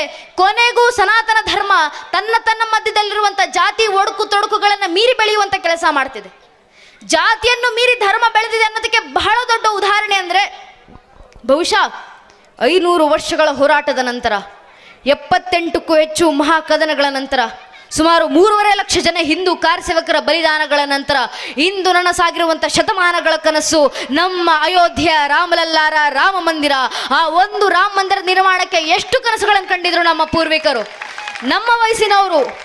ಇದೇ ಧರ್ಮದ ಯುವಕ ಯುವತಿಯರು ಇಷ್ಟು ವರ್ಷಗಳ ಕಾಲ ವಾಟ್ಸಪ್ ಸ್ಟೇಟಸ್ನಲ್ಲಿ ಹಾಡಿಟ್ಕೊಂಡು ತಿರುಗಾಡ್ತಾ ಇದ್ರಿ, ಇನ್ಸ್ಟಾ ಸ್ಟೋರಿನಲ್ಲಿ ಹಾಡಿಟ್ಕೊಂಡು ತಿರುಗಾಡ್ತಾ ಇದ್ರಿ, ಡಿಜೆಗಳಲ್ಲಿ ಹಾಡಾಕೊಂಡು ತಿರುಗಾಡ್ತಾ ಇದ್ವಿ. ಬನಾಯಂಗೆ ಮಂದಿರ್ ಬನಾಯಂಗೆ ಮಂದಿರ್, ಭಾಯ್ ಲೋಗ್ ಬನ್ ಗಯಾ ಮಂದಿರ್. ಮಂದಿರ ಕಟ್ಟಿದ್ದಾಯ್ತು, ಅಯೋಧ್ಯೆಯಲ್ಲಿ ಭವ್ಯ ಮಂದಿರದಲ್ಲಿ ಶ್ರೀರಾಮಚಂದ್ರರ ರಾಮಲಲ್ಲಾರ ಪ್ರತಿಷ್ಠಾಪನೆಯು ಮಾಡಿದ್ದಾಯ್ತು, ನಮ್ಮ ಜಾಗೃತಿಯ ಪ್ರತಿಫಲ. ಆದರೆ ಆ ರಾಮ ಮಂದಿರ ನಿರ್ಮಾಣ ನಾವು ನೆನ್ಪಿಟ್ಕೊಳ್ಬೇಕು ನನ್ನ ನೆಚ್ಚಿನ ಬಂಧುಗಳೇ. ರಾಮ ಮಂದಿರದ ಪ್ರಥಮ ಶಿಲಾನ್ಯಾಸವನ್ನ ಮಾಡಿದ್ದು ನಮ್ಮದೇ ಹಿಂದೂ ಸಂಘಟನೆ ಹಿಂದೂ ಕಾರ್ಯಕರ್ತರಾದಂಥ ಶ್ರೀ ಕಾಮೇಶ್ವರ್ ಚೋಪಾಲ್ಜಿ ಎಂಬ ಪರಿಶಿಷ್ಟ ಜಾತಿಗೆ ಸೇರಿದಂಥವರು ರಾಮ ಮಂದಿರದ ಪ್ರಥಮ ಶಿಲಾನ್ಯಾಸವನ್ನ ಮಾಡಿದ್ದು. ಕೊನೆಗೂ ಸನಾತನ ಧರ್ಮ ಜಾತಿ ವ್ಯವಸ್ಥೆಯನ್ನು ಮೀರಿ ಬೆಳೀತಾ ಇದೆ ಅನ್ನೋದಕ್ಕೆ ಅದೊಂದು ಉದಾಹರಣೆ ಸಾಲಿಲ್ಲ. ಅಂದರೆ ಇವತ್ತಿಗೂ ಮತ್ತು ಇನ್ನು ಮುಂದೆ ಬರುವಂಥ ದಶಕಗಳ ಕಾಲ ಅಯೋಧ್ಯ ರಾಮ ಮಂದಿರದ ಗರ್ಭಗುಡಿಯಲ್ಲಿ ನಿಂತು ರಾಮಲಲ್ಲಾರಿಗೆ ಪೌರೋಹಿತ್ಯ ಸಲ್ಲಿಸಲಿಕ್ಕೆ ಆಯ್ಕೆ ಆಗಿರುವಂಥ 30 ಜನ ಪುರೋಹಿತರಲ್ಲಿ 2 ಪುರೋಹಿತರು ಪರಿಶಿಷ್ಟ ಜಾತಿಗೆ ಸೇರಿದಂಥವ್ರು, 1 ಪುರೋಹಿತರು ಪರಿಶಿಷ್ಟ ಪಂಗಡಕ್ಕೆ ಸೇರಿದಂಥವ್ರು. ಇವತ್ತಿಗೂ ಮತ್ತು ಇನ್ನು ಮುಂದೆ ಬರುವಂಥ ದಶಕಗಳ ಕಾಲ ಗರ್ಭಗುಡಿಯಲ್ಲಿ ನಿಂತು ರಾಮಲಲ್ಲಾರಿಗೆ ಪೌರೋಹಿತ್ಯ ಸಲ್ಲಿಸಲಿಕ್ಕಿದ್ದಾರಲ್ಲ, ಇಂಥ ಉದಾಹರಣೆಗಳನ್ನು ನೋಡಿದಾಗ ಹೆಮ್ಮೆ ಆಗುತ್ತೆ. ಕೊನೆಗೂ ಸನಾತನ ಧರ್ಮ ಜಾತಿಯ ಒಡಕು ತೊಡಕುಗಳನ್ನು ಪರಕೀರು ತಂದಂಥ ಜಾತಿಯ ಒಡಕು ತೊಡಕುಗಳನ್ನು ಮೀರಿ ಬೆಳೀತಾ ಇದೆ. ಇದೇ ಜಾಗೃತಿ ನಮ್ಮಲ್ಲಿ ಬರಬೇಕಾಗಿರೋದು ನನ್ನ ನೆಚ್ಚಿನ ಬಂಧುಗಳೇ. ಈ ಜಾಗೃತಿ ಮಂದಿರಕ್ಕೆ ಸುಮ್ಮನೆ ಆಗೋದಲ್ಲ, ರಾಮ ಮಂದಿರ ಕಟ್ಟಿ ಸುಮ್ಮನೆ ಆಗೋದಲ್ಲ. ಈ ಜಾಗೃತಿ ಹೀಗೆ ಮುಂದುವರಿಬೇಕು. ರಾಮ ಮಂದಿರ ಕಟ್ಟಿದ್ದಾಯ್ತು, ಮುಂದೆ ಏನು ಮಾಡಲಿಕ್ಕಿದೆ? ನಮ್ಮ ಹಿರಿಯರ ಕರೆಯನ್ನು ಕೊಟ್ಟಿದ್ದಾರೆ. ಭಾರತ್ ಕ ಪ್ರತ್ಯೇಕ ಗರ್ ಅಯೋಧ್ಯ ಬನಾಯಂಗೆ. ಭಾರತದ ಮನೆ ಅಯೋಧ್ಯೆಯನ್ನಾಗಿಸೋದು ನಮ್ಮ ಮುಂದಿನ ಸಂಕಲ್ಪ. ಮಂದಿರ ಕಟ್ಟಿ ಸುಮ್ಮನಾಗೋದಲ್ಲ ಹಿಂದೂ ಸಮಾಜ, ಮನೆ ಅಯೋಧ್ಯೆಯನ್ನಾಗಿಸಬೇಕಾಗಿದೆ. ಮನೆ ಅಯೋಧ್ಯೆ ಆಗೋದಂದ್ರೇನು? ಮನೆಯಲ್ಲಿರುವಂಥ ಒಂದೊಂದು ಮಗುವಿನಲ್ಲೂ ಶ್ರೀರಾಮರ ಭಕ್ತಿ ಬರಬೇಕು, ಸೀತಾಮಾತೆಯ ಭಕ್ತಿ ಬರಬೇಕು, ಆದರ್ಶ ತತ್ವಗಳು ಬರಬೇಕು. ರಾಮರ ಭಕ್ತಿ ಸೀತಾಮಾತೆಯ ಭಕ್ತಿ ನಮ್ಮ ಮಕ್ಕಳ ಮನಸ್ಸಿನಲ್ಲಿ ಎಷ್ಟರ ಮಟ್ಟಿಗೆ ತಳಸ್ಪರ್ಶಿಯಾಗಿ ಬೆಳಿಬೇಕಂದ್ರೆ, ಮುಂದೊಂದು ದಿನ ಈ ಬುದ್ಧಿಯೇ ಜೀವನ ಅನ್ಕೊಂಡಿರುವಂಥ ಬುದ್ಧಿಜೀವಿಗಳು ಯಾರಾದರೂ ನಮ್ಮ ಮನೆಯ ಮಕ್ಕಳ ಮುಂದೆ ನಿಂತು, ಹಿಂದೂ ಮಕ್ಕಳ ಮುಂದೆ, ಅರೆ ನೀವು ಹಿಂದೂಗಳು ರಾಮ ಮಂದಿರ ನಿರ್ಮಾಣ ಮಾಡಿದ್ದೀರಾ, ಆದರೆ ನಿಜವಾಗ್ಲೂ ರಾಮರು ಅಲ್ಲೇ ಹುಟ್ಟಿದ್ರು, ಏನು ಸಾಕ್ಷಿ ಇದೆ ಹಿಂದೂಗಳ ಹತ್ರ ಅಂತ ಪ್ರಶ್ನೆ ಮಾಡಿದ್ರೆ, ದುರಾದೃಷ್ಟವಶಾತ್ ಇದು ಮುಂದೆ ಬರುವ ಪ್ರಶ್ನೆ ಅಲ್ಲ ನನ್ನ ನೆಚ್ಚಿನ ಬಂಧುಗಳೇ, ಈಗಾಗಲೇ ನಮ್ಮ ದೇಶದಲ್ಲಿ ಹುಟ್ಕೊಂಡಿರುವಂಥ ಪ್ರಶ್ನೆ. ಕೋರ್ಟ್ನಲ್ಲಿ ನಿಂತು ರಾಮ ಮಂದಿರದ ಪರವಾಗಿ ವಾದ ಮಾಡ್ತಿದ್ದಂತ ಕೆ ಪರಾಶರನ್ ಎಂಬ ವಕೀಲರ ವಿರುದ್ಧ ನಿಂತಿದ್ದಂತ ಕಪಿಲ್ ಸಿಬ್ಬಲ್ ಎಂಬ ವಕೀಲರು ಕೋರ್ಟ್ನಲ್ಲಿ ನಿಂತು ಪ್ರಶ್ನೆ ಮಾಡ್ತಾರೆ, ರಾಮರು ಹುಟ್ಟಿದ್ರು ಅನ್ನೋದಕ್ಕೆ ಹಿಂದೂ ಸಮಾಜದ ಹತ್ರ ಏನು ಸಾಕ್ಷಿ ಇದೆ ಅಂತ. ನಮ್ಮದೇ ದೇಶದಲ್ಲಿ ಒಂದಿಷ್ಟು ಜನ ಹುಟ್ಕೊಂಡಿದ್ದಾರೆ ಬುದ್ಧಿಜೀವಿಗಳು, ನಿಮ್ಮ ರಾಮರು ಹುಟ್ಟೇ ಇಲ್ಲ, ನಿಮ್ಮ ರಾಮರು ಕಾಲ್ಪನಿಕ, ನಿಮ್ಮ ಆರಾಧ್ಯ ದೈವ ಶ್ರೀರಾಮಚಂದ್ರರು ಐತಿಹಾಸಿಕ ಪುರುಷ ಅಲ್ಲ ಅಂತ ನಾವು ಆರಾಧಿಸುವಂತ ಮರ್ಯಾದ ಪುರುಷೋತ್ತಮ ಪ್ರಭು ಶ್ರೀರಾಮಚಂದ್ರರ ಅಸ್ತಿತ್ವದ ಮೇಲೆ ಪ್ರಶ್ನೆ ಚಿಹ್ನೆಯನ್ನು ಹಾಕುವಂತ ಸಾವಿರಾರು ಜನ ನಮ್ಮ ದೇಶದಲ್ಲಿ ಹುಟ್ಕೊಂಡಿದ್ದಾರೆ, ನಮ್ಮ ಸಮಾಜದಲ್ಲಿ ಹುಟ್ಕೊಂಡಿದ್ದಾರೆ. ಇದು ನಮ್ಮ ದೌರ್ಭಾಗ್ಯ. ಮೌಢ್ಯ ಬೆಳೀತಾ ಇದೆ ದೇಶದಲ್ಲಿ. ಇದನ್ನ ನೋಡಿ ನಾವಾದ್ರೂ ಹಿಂದೂಗಳು ಜಾಗೃತರಾಗಬೇಕು. ಈ ಬುದ್ಧಿಯೇ ಜೀವನ ಅನ್ಕೊಂಡಿರುವಂತ ಬುದ್ಧಿಜೀವಿಗಳ ಇಂಥ ಪ್ರಶ್ನೆಗಳು ಅಕಸ್ಮಾತ್ ಮುಂದೊಂದು ದಿನ ನಮ್ಮ ಮನೆ ಮುಂದೆ ಬಂದು ನಮ್ಮ ಮಕ್ಕಳ ಮುಂದೆ ಯಾರಾದ್ರೂ ಈ ಪ್ರಶ್ನೆಯನ್ನ ಕೇಳಿದ್ರೆ, ರಾಮರ ಅಸ್ತಿತ್ವಕ್ಕೆ ಪ್ರಶ್ನೆ ಬಂದಾಗ ನಮ್ಮ ಮಕ್ಕಳ ರಾಮರ ಭಕ್ತಿ ಎಷ್ಟರ ಮಟ್ಟಿಗೆ ಬೆಳೆದಿರಬೇಕು, ಈ ಧರ್ಮದ ಒಂದೊಂದು ಮಗು ಹೇಳ್ಕೊಳ್ಬೇಕು, ರಾಮರ ಅಸ್ತಿತ್ವಕ್ಕೆ ಮಾತ್ರ ಅಲ್ಲಪ್ಪ, ಇಡೀ ರಾಮರ ವಂಶ ವೃಕ್ಷದ ಅಸ್ತಿತ್ವಕ್ಕೆ ನಾನು ಸಾಕ್ಷಿಯನ್ನು ಕೊಡಬಲ್ಲೆ. ನಮ್ಮ ಮಕ್ಕಳ ಬಾಯಿಂದ ಬರಬೇಕು. ಮೊದಲಿಗೆ ಬಂದದ್ದು ಶ್ರೀಹರಿ, ಶ್ರೀಹರಿಯ ಮಗ ಬ್ರಹ್ಮ, ಬ್ರಹ್ಮನ ಮಗ ಮರೀಚಿ, ಮರೀಚಿ ಮಗ ಕಶ್ಯಪ, ಕಶ್ಯಪನ ಮಗ ಸೂರ್ಯ, ಸೂರ್ಯನ ಮಗ ಮನು, ಮನುವಿನ ಮಗ ಇಕ್ಷ್ವಾಕು, ಇಕ್ಷ್ವಾಕುವಿನ ಮಗ ಕುಕ್ಷಿ, ಕುಕ್ಷಿಯ ಮಗ ವಿಕುಕ್ಷಿ, ವಿಕುಕ್ಷಿಯ ಮಗ ಬಾಣ, ಬಾಣನ ಮಗ ಅನರಾರಣ್ಯ, ಅನರಾರಣ್ಯನ ಮಗ ಭೃದು, ಭೃದುವಿನ ಮಗ ತ್ರಿಶಂಕು, ತ್ರಿಶಂಕುವಿನ ಮಗ ದುಂಡುಮಾರ, ದುಂಡುಮಾರನ ಮಗ ಮಾಂಧಾತ, ಮಾಂಧಾತನ ಮಗ ಸುಸಂಧಿ, ಸುಸಂಧಿಯ ಮಗ ಧ್ರುವಸಂಧಿ, ಧ್ರುವಸಂಧಿಯ ಮಗ ಭರತ, ಭರತನ ಮಗ ಅಶೀತ, ಅಶೀತನ ಮಗ ಸಗರ, ಸಗರನ ಮಗ ಅಸಮಂಜಸ, ಅಸಮಂಜಸನ ಮಗ ಅಂಶುಮಂತ, ಅಂಶುಮಂತನ ಮಗ ದಿಲೀಪ, ದಿಲೀಪನ ಮಗ ಭಗೀರಥ, ಭಗೀರಥನ ಮಗ ಕುಕುತ್ಸು, ಕುಕುತ್ಸುವಿನ ಮಗ ರಘು, ರಘುವಿನ ಮಗ ಪ್ರಬೃದ್ಧ, ಪ್ರಬೃದ್ಧನ ಮಗ ಶಶಂಕು, ಶಶಂಕುವಿನ ಮಗ ಸುದರ್ಶನ, ಸುದರ್ಶನ ಮಗ ಅಗ್ನಿವರ್ಣ, ಅಗ್ನಿವರ್ಣನ ಮಗ ಶೀಘ್ರವೇದ, ಶೀಘ್ರವೇದನ ಮಗ ಮರು, ಮರುವಿನ ಮಗ ಪ್ರಶಿಷಕ, ಪ್ರಶಿಷಕನ ಮಗ ಅಂಬರೀಷ, ಅಂಬರೀಷನ ಮಗ ನಘೂಷ, ನಘೂಷನ ಮಗ ಯಯಾತಿ, ಯಯಾತಿಯ ಮಗ ನಾಭಾಗ, ನಾಭಾಗನ ಮಗ ಅಜ, ಅಜನ ಮಗ ದಶರಥ, ದಶರಥನ ಮಗನೇ ರಘುವಂಶದ ರಾಘವ ಪ್ರಭು ಶ್ರೀರಾಮಚಂದ್ರ ಅಂತ ಹೇಳುವ ಮಟ್ಟಕ್ಕೆ ರಾಮರ ವಂಶ ವೃಕ್ಷ ನಮ್ಮ ಮಕ್ಕಳಿಗೆ ಕಂಠಪಾಠ ಆಗಿರಬೇಕು. ರಾಮರ ಭಕ್ತಿ ಬರೋದಂದ್ರೆ ಇದೆ. ಇಷ್ಟರ ಮಟ್ಟಿಗೆ ರಾಮರ ಸೀತಾಮಾತೆ ಭಕ್ತಿ ನಮ್ಮ ಮಕ್ಕಳಲ್ಲಿ ತರೋಣ. ಇಷ್ಟು ಜಾಗೃತಿ ನಮ್ಮ ಹಿಂದೂ ಧರ್ಮದ ಮನೆಯಲ್ಲಿ ಇಷ್ಟು ಜಾಗೃತಿ ಬಂದ್ರೆ ಸಾಕು ನನ್ನ ನೆಚ್ಚಿನ ಬಂಧುಗಳೇ. ಮುಂದೊಂದು ದಿನ ಈ ಸನಾತನ ಧರ್ಮವನ್ನ ಅಲುಗಾಡಿಸುವ ಸಾಮರ್ಥ್ಯವು ಜಗತ್ತಿನ ಯಾವ ಬಾಹ್ಯಶಕ್ತಿಗೂ ಇರೋದಿಲ್ಲ. ಇವತ್ತು ನಾವು ಮಾಡಬೇಕಾಗಿರೋ ಕೆಲಸ ಇದೆ, ಧರ್ಮ ಜಾಗೃತಿ. ಮನೆಗಳಲ್ಲಿ ಧರ್ಮ ಜಾಗೃತಿಯನ್ನು ತರೋಣ. ಮನೆಯಲ್ಲಿ ಇಂಥ ರಾಮರ ಆದರ್ಶ ಬರಬೇಕು ಅಂದ್ರೆ, ರಾಮರ ಆದರ್ಶವನ್ನ ಮಕ್ಕಳಲ್ಲಿ ತರುವಂತ ಕೆಲಸ ಯಾರಿಂದ ಆಗುತ್ತೆ? ಅದ್ರ ತಾಯಿಂದ್ರಿಂದ ಮಾತ್ರ ಆಗೋದು. ಮನೆ ಅಯೋಧ್ಯೆ ಆಗಬೇಕಂದ್ರೆ ಮನೆಯಲ್ಲಿರುವಂಥ ಒಬ್ಬೊಬ್ಬ ತಾಯಿ ಕೌಶಲ್ಯ ಆದಾಗ ಮಾತ್ರ ಅದು ಸಾಧ್ಯ ಆಗುತ್ತೆ. ಆದ್ರಿಂದ ತಾಯಿಂದ್ರು ಮಕ್ಕಳಲ್ಲಂತ ಸಂಸ್ಕಾರ ಕೊಡುವಂಥ ಕೆಲಸವನ್ನ ಮಾಡ್ರಿ. ತಾಯಿಂದ್ರು ಮಕ್ಕಳಲ್ಲಿ ರಾಮರ ಭಕ್ತಿ, ಸೀತಾಮಾತೆ ಆದರ್ಶ, ತತ್ವ ಭಕ್ತಿಯನ್ನು ತುಂಬಿಸುವಂಥ ಕೆಲಸವನ್ನ ಮಾಡ್ರಿ. ಒಮ್ಮೆ ರಾಮರ ಜಯವನ್ನು ನಾವು ಮನೆಗಳಲ್ಲಿ ತಂದು ಕೊಟ್ರೆ, ರಾಮನಿಗೆ ಜಯ ಮಂದಿರದಲ್ಲಿ ಮಾತ್ರವಲ್ಲ, ಮನೆಗಳಲ್ಲಿ ರಾಮರಿಗೆ ಜಯವನ್ನು ತಂದು ಕೊಡಬೇಕು. ಏನಕ್ಕೆ ರಾಮರಿಗೆ ಜಯವನ್ನು ತಂದು ಕೊಡ್ಬೇಕಂದ್ರೆ, ಬಹಳ ಜನ ತಾಯಂದ್ರೆ ಸೇರಿದ್ದೀರಾ, ಮಕ್ಕಳಿಗೆ ಪ್ರೇರಣೆ ಕೊಡೋದಾದ್ರೆ ರಾಮರನ್ನ ಪ್ರೇರಣೆ ಆಗಿ ನೀಡಿ. ನಮ್ಮ ಮಕ್ಕಳಿಗೆ ರಾಮರಿಗಿಂತ ದೊಡ್ಡ ಪ್ರೇರಣೆ ಸಿಗ್ಲಿಕ್ಕೆ ಸಾಧ್ಯ ಇಲ್ಲ. ಕಾರಣ ಸ್ವತಃ ವಾಲ್ಮೀಕಿ ಅವರು ರಾಮಾಯಣ ಬರೆಯೋಕ್ಕೂ ಮುಂಚೆ ನಾರದರ ಹತ್ರ ಪ್ರಶ್ನೆ ಮಾಡ್ತಾರೆ, ನಾರದ್ರೆ ನಾನು ಜಗತ್ತಿಗೆ ಪ್ರೇರಣೆಯನ್ನು ಕೊಡಬೇಕು, ಯಾರ ಪ್ರೇರಣೆಯನ್ನು ಕೊಡಲಿ? 16 ಗುಣಲಕ್ಷಣಗಳಿರುವಂಥ ಯಾರಾದರೂ ಒಬ್ಬ ವ್ಯಕ್ತಿ ಜಗತ್ನಲ್ಲಿದ್ದಾರಾ? ಕೋನ್ವಸ್ಮಿನ್ ಸಾಂಪ್ರದಾಯ ಲೋಕೆ ಗುಣವಾನ್ ಕಸ್ಯ ವೀರ್ಯವಾನ್ ಧರ್ಮಜ್ಞಶ್ಚ ಕೃತಜ್ಞಶ್ಚ ಸತ್ಯವಾಕ್ಯ ದೃಢಪ್ರಥ ಚಾರಿತ್ರ್ಯಜಿಕೋ ಯುಕ್ತ ಸರ್ವಭೂತೇಷು ಕೋಹಿತ ಐತ್ವಾನ್ ಖ ಸಮರ್ಥಸ್ಯ ಕಸ್ಯೈಕ ಪ್ರಿಯದರ್ಶಿಣಂ ಆತ್ಮವಾನ್ ಕೋಜಿತ ಕ್ರೋಧೋ ದಿದಿಮಾನ್ ಕೋನಲಸೂಯಕ ಕಸ್ಯ ವಿಭ್ಯತಿ ದೇವಾಶ್ಚ ಜಾತ ರೋಚಸ್ಯ ಸಮ್ಮಿಗೆ ಅಂತ ಪ್ರಶ್ನೆ ಇಟ್ಟರು ವಾಲ್ಮೀಕಿ ಅವರು. 16 ಗುಣಲಕ್ಷಣಗಳನ್ನ, 16 ಗುಣಗಳನ್ನು ಹೊಂದಿರುವಂಥ ವ್ಯಕ್ತಿ ಯಾರಿದ್ದಾರೆ ಜಗತ್ತಿನಲ್ಲಿ? ತೋರಿಸಿಕೊಡಿ. ಧರ್ಮಜ್ಞಶ್ಚ ಧರ್ಮ ಪಾಲಿಸುವವರಾಗಿರಬೇಕು, ಕೃತಜ್ಞಶ್ಚ ಕೃತಜ್ಞತೆ ಉಳ್ಳುವವರಾಗಿರಬೇಕು, ಸತ್ಯವಾಕ್ಯ ದೃಢಪ್ರಥ ಸತ್ಯವಾಕ್ಯದ ಪರವಾಗಿ ದೃಢವಾಗಿ ನಿಲ್ಲುವಂಥ ವ್ಯಕ್ತಿ ಯಾರಿದ್ದಾರೆ ಜಗತ್ತಿನಲ್ಲಿ? ಆಗ ನಾರದರು ವಾಲ್ಮೀಕಿಯವರ ಪ್ರಶ್ನೆಗೆ ಉತ್ತರವನ್ನು ಕೊಡ್ತಾ ಹೇಳ್ತಾರೆ, ನಾರದರು ನೀನು ಕೇಳುವಂಥ 16 ಗುಣಲಕ್ಷಣಗಳನ್ನು ಹೊಂದಿರುವಂಥ 16 ಗುಣಗಳನ್ನು ಹೊಂದಿರುವಂಥ ಒಬ್ಬ ವ್ಯಕ್ತಿ ಜಗತ್ತಿನಲ್ಲಿದ್ದಾರಪ್ಪ. ಋಷ್ಯಶೃಂಗರ ನೇತೃತ್ವದಲ್ಲಿ ವಶಿಷ್ಠರ ಸಲಹೆಯಂತೆ ಪುತ್ರಕಾಮೇಷ್ಟಿ ಯಜ್ಞವನ್ನು ಮಾಡಿದಂಥ ಪ್ರತಿಫಲವಾಗಿ ಸ್ವತಃ ಭಗವಂತನೇ ದಶರಥ ಸುತನಾಗಿ ಬಂದು ರಾಜನಾಗಿ ನಿಂದು ಪಿತೃವಾಕ್ಯ ಪರಿಪಾಲನೆಯ ಸಂಕಲ್ಪವನ್ನು ನೆರವೇರಿಸಲಿಕ್ಕೋಸ್ಕರ ಅಯೋಧ್ಯೆ ನಗರವನ್ನು ತ್ಯಜಿಸಿ ವನವಾಸಿ ಆಗ್ಲಿಕ್ಕಿದ್ದಾನೆ. ಅಂಥ ಮರ್ಯಾದ ಪುರುಷೋತ್ತಮ ಶ್ರೀರಾಮಚಂದ್ರ ಆದರ್ಶವನ್ನ ನೀವು ಜಗತ್ತಿಗೆ ನೀಡಿ ಅಂತ ನಾರದರು ವಾಲ್ಮೀಕಿ ಅವ್ರಿಗೆ ಹೇಳಿದಾಗ, ಆಗ ವಾಲ್ಮೀಕಿಯವರು ರಾಮರ ಆದರ್ಶವನ್ನು ನಮ್ಮೆಲ್ಲರಿಗೂ ಕೊಟ್ಟರು. ಅಂಥ 16 ಗುಣಗಳನ್ನು ಹೊಂದಿರುವಂಥ ರಾಮರಲ್ಲದೆ ಇನ್ಯಾರ ಆದರ್ಶವನ್ನು ನಮ್ಮ ಮಕ್ಕಳಿಗೆ ಕೊಡ್ಲಿಕ್ಕೆ ಸಾಧ್ಯ? ರಾಮರಿಗೆ ನಾವು ಮಕ್ಕಳಿಗೆ ರಾಮರ ಆದರ್ಶವನ್ನು ಕೊಟ್ಟರು, ಮಕ್ಕಳಲ್ಲಿ ರಾಮರಿಗೆ ಜಯವನ್ನು ತಂದು ಕೊಟ್ಟರೆ ದೇಶದಲ್ಲಿ ಧರ್ಮಕ್ಕೆ ಜಯ ಆಗುತ್ತೆ. ರಾಮರಿಗೆ ನಾವು ಯಾವಾಗೆಲ್ಲ ಜಯವನ್ನು ತಂದು ಕೊಡ್ತೀವೋ ಆಗೆಲ್ಲ ರಾಮರ ದೇಶದಲ್ಲಿ ಜಯವನ್ನ, ಧರ್ಮಕ್ಕೆ ಜಯವನ್ನು ತಂದು ಕೊಡ್ತಾರೆ. ನಮ್ಮ ಪೂರ್ವಿಕರು ಬರೆದ ಮಾತು ರಘುವೀರ ಗದ್ಯಂನ ಸ್ಪಷ್ಟ ಬರೆದು ಹೋಗಿದ್ದಾರೆ ನಮ್ಮ ಪೂರ್ವಿಕರು. ದಶವದನ ದಮಿತ ದೈವತ ಪರಿಷತ್ ಭೀರ್ತಿತ ದಾಶರಥಿ ಭಾವ ದಿನಕರ ಕುಲಕಮಲ ದಿವಾಕರ ದಿವಿಷದಧಿಪತಿ ರಣ ಸಚರಣ ಚತುರ ದಶರಥ ಚರಮರಣ ವಿಮೋಚನ ಕೌಶಲ ಸುತಾ ಕುಮಾರ ಭಾವ ಕಂಚುಕಿತ ಕಾರಣಾಕಾರ ಕೌಮಾರ ಕೇಳಿ ಗೋಪಾಯತ ಕೌಶಿಕಾಧ್ವರ ರಣಾಧ್ವರ ಧುರ್ಯ ಭವ್ಯ ದಿವ್ಯಾಸ್ತ್ರ ಬೃಂದವಂದಿತ ಪ್ರಣತ ಜನ ವಿಮತ ವಿಮತಣ ಧೂರ್ಲಳಿತ ದೋರ್ಲಳಿತ ತಣುತರ ವಿಷಿಕವಿತ ಆಡಣ ವಿಖಟಿತ ವಿಶರಾರು ಶರಾರು ತಾಟಕ ತಾಟಕೆ ಅಂತ ರಘುವೀರ ಗದ್ಯಂನ ಸ್ಪಷ್ಟ ಬರೆದು ಹೋದ್ರು ನಮ್ಮ ಪೂರ್ವಿಕರು. ಅರ್ಥಾತ್ ಯಾವಾಗೆಲ್ಲ ಧರ್ಮಕ್ಕೆ ಸಂಕಟ ಬರುತ್ತೋ ಆಗೆಲ್ಲ ಧರ್ಮ ರಕ್ಷಣೆಗೆ ರಾಮರು ಅವತರಿಸಿ ಬರ್ತಾರೆ. ರಾಮರು ಧರ್ಮ ರಕ್ಷಣೆಗೆ ನಿತ್ತಲ್ಲೆಲ್ಲ ರಾಮರಿಗೆ ಜಯ ಆಗುತ್ತೆ ಅಂದರೆ ಧರ್ಮಕ್ಕೆ ಜಯ ಆಗುತ್ತೆ. ಗುರುಗಳ ಯಜ್ಞಕ್ಕೆ ರಾಕ್ಷಸರು ತೊಂದರೆಯನ್ನುಂಟು ಮಾಡಿದಾಗ ರಾಕ್ಷಸ ಸಂಹಾರಕ್ಕೆ ಬಾಲರಾಮ ಬಾಣವನ್ನು ಹಿಡಿದು ಕೋದಂಡರಾಮನ ಗೆದ್ದು ನಿಂತರು, ಅಲ್ಲಿ ರಾಮರಿಗೆ ಜಯ ಆಯಿತು ಅಂದರೆ ಧರ್ಮಕ್ಕೆ ಜಯ ಆಯಿತು. ತಾಟಕಿ ಎಂಬ ರಾಕ್ಷಸಿ ಮತ್ತು ಆಕೆ ಸಂತಾನದ ಸಂಹಾರ ಮಾಡ್ಲಿಕ್ಕೆ ರಾಮರೆದ್ದು ನಿಂತರು, ಅಲ್ಲಿ ರಾಮರಿಗೆ ಜಯ ಆಯಿತು, ಎಂದಿನಂತೆ ಧರ್ಮಕ್ಕೆ ಜಯ ಆಯಿತು. ದಶವದನ ದಶಮುಖ ರಾವಣನನ್ನು ಸಂಹಾರ ಮಾಡ್ಲಿಕ್ಕೆ ರಾಮರೆದ್ದು ನಿಂತರು, ಅಲ್ಲಿ ರಾಮರಿಗೆ ಜಯ ಆಯಿತು, ಯಥಾಖಚಿತವಾಗಿ ಧರ್ಮಕ್ಕೆ ಜಯ ಆಯಿತು. ರಾಮರಿಗೆ ಜಯ ಆದಾಗೆಲ್ಲ ಧರ್ಮಕ್ಕೆ ಜಯ ಆಗುತ್ತೆ. ಆದ್ರಿಂದ ರಾಮರಿಗೆ ಜಯವನ್ನು ನಾವು ಮನೆಗಳಲ್ಲಿ ತಂದುಕೊಡೋಣ. ರಾಮರ ದೇಶದಲ್ಲಿ ಧರ್ಮಕ್ಕೆ ಜಯವನ್ನು ತಂದು ಕೊಡ್ತಾರೆ. ರಾಮರಿಗೆ ಜಯ ತಂದುಕೊಡ್ಲಿಕ್ಕೆ ನಾವು ಮನೆ ಅಯೋಧ್ಯೆಯನ್ನಾಗಿಸೋಣ. ರಾಮರ ಇಡೀ ದೇಶವನ್ನೇ ರಾಮರಾಜ್ಯವನ್ನಾಗಿಸ್ತಾರೆ. ಅಂಥ ರಾಮರಿಗೆ ಜಯವ ನೆನಪಿರಲಿಲ್ಲ ನೆಚ್ಚಿನ ಬಂಧುಗಳೇ.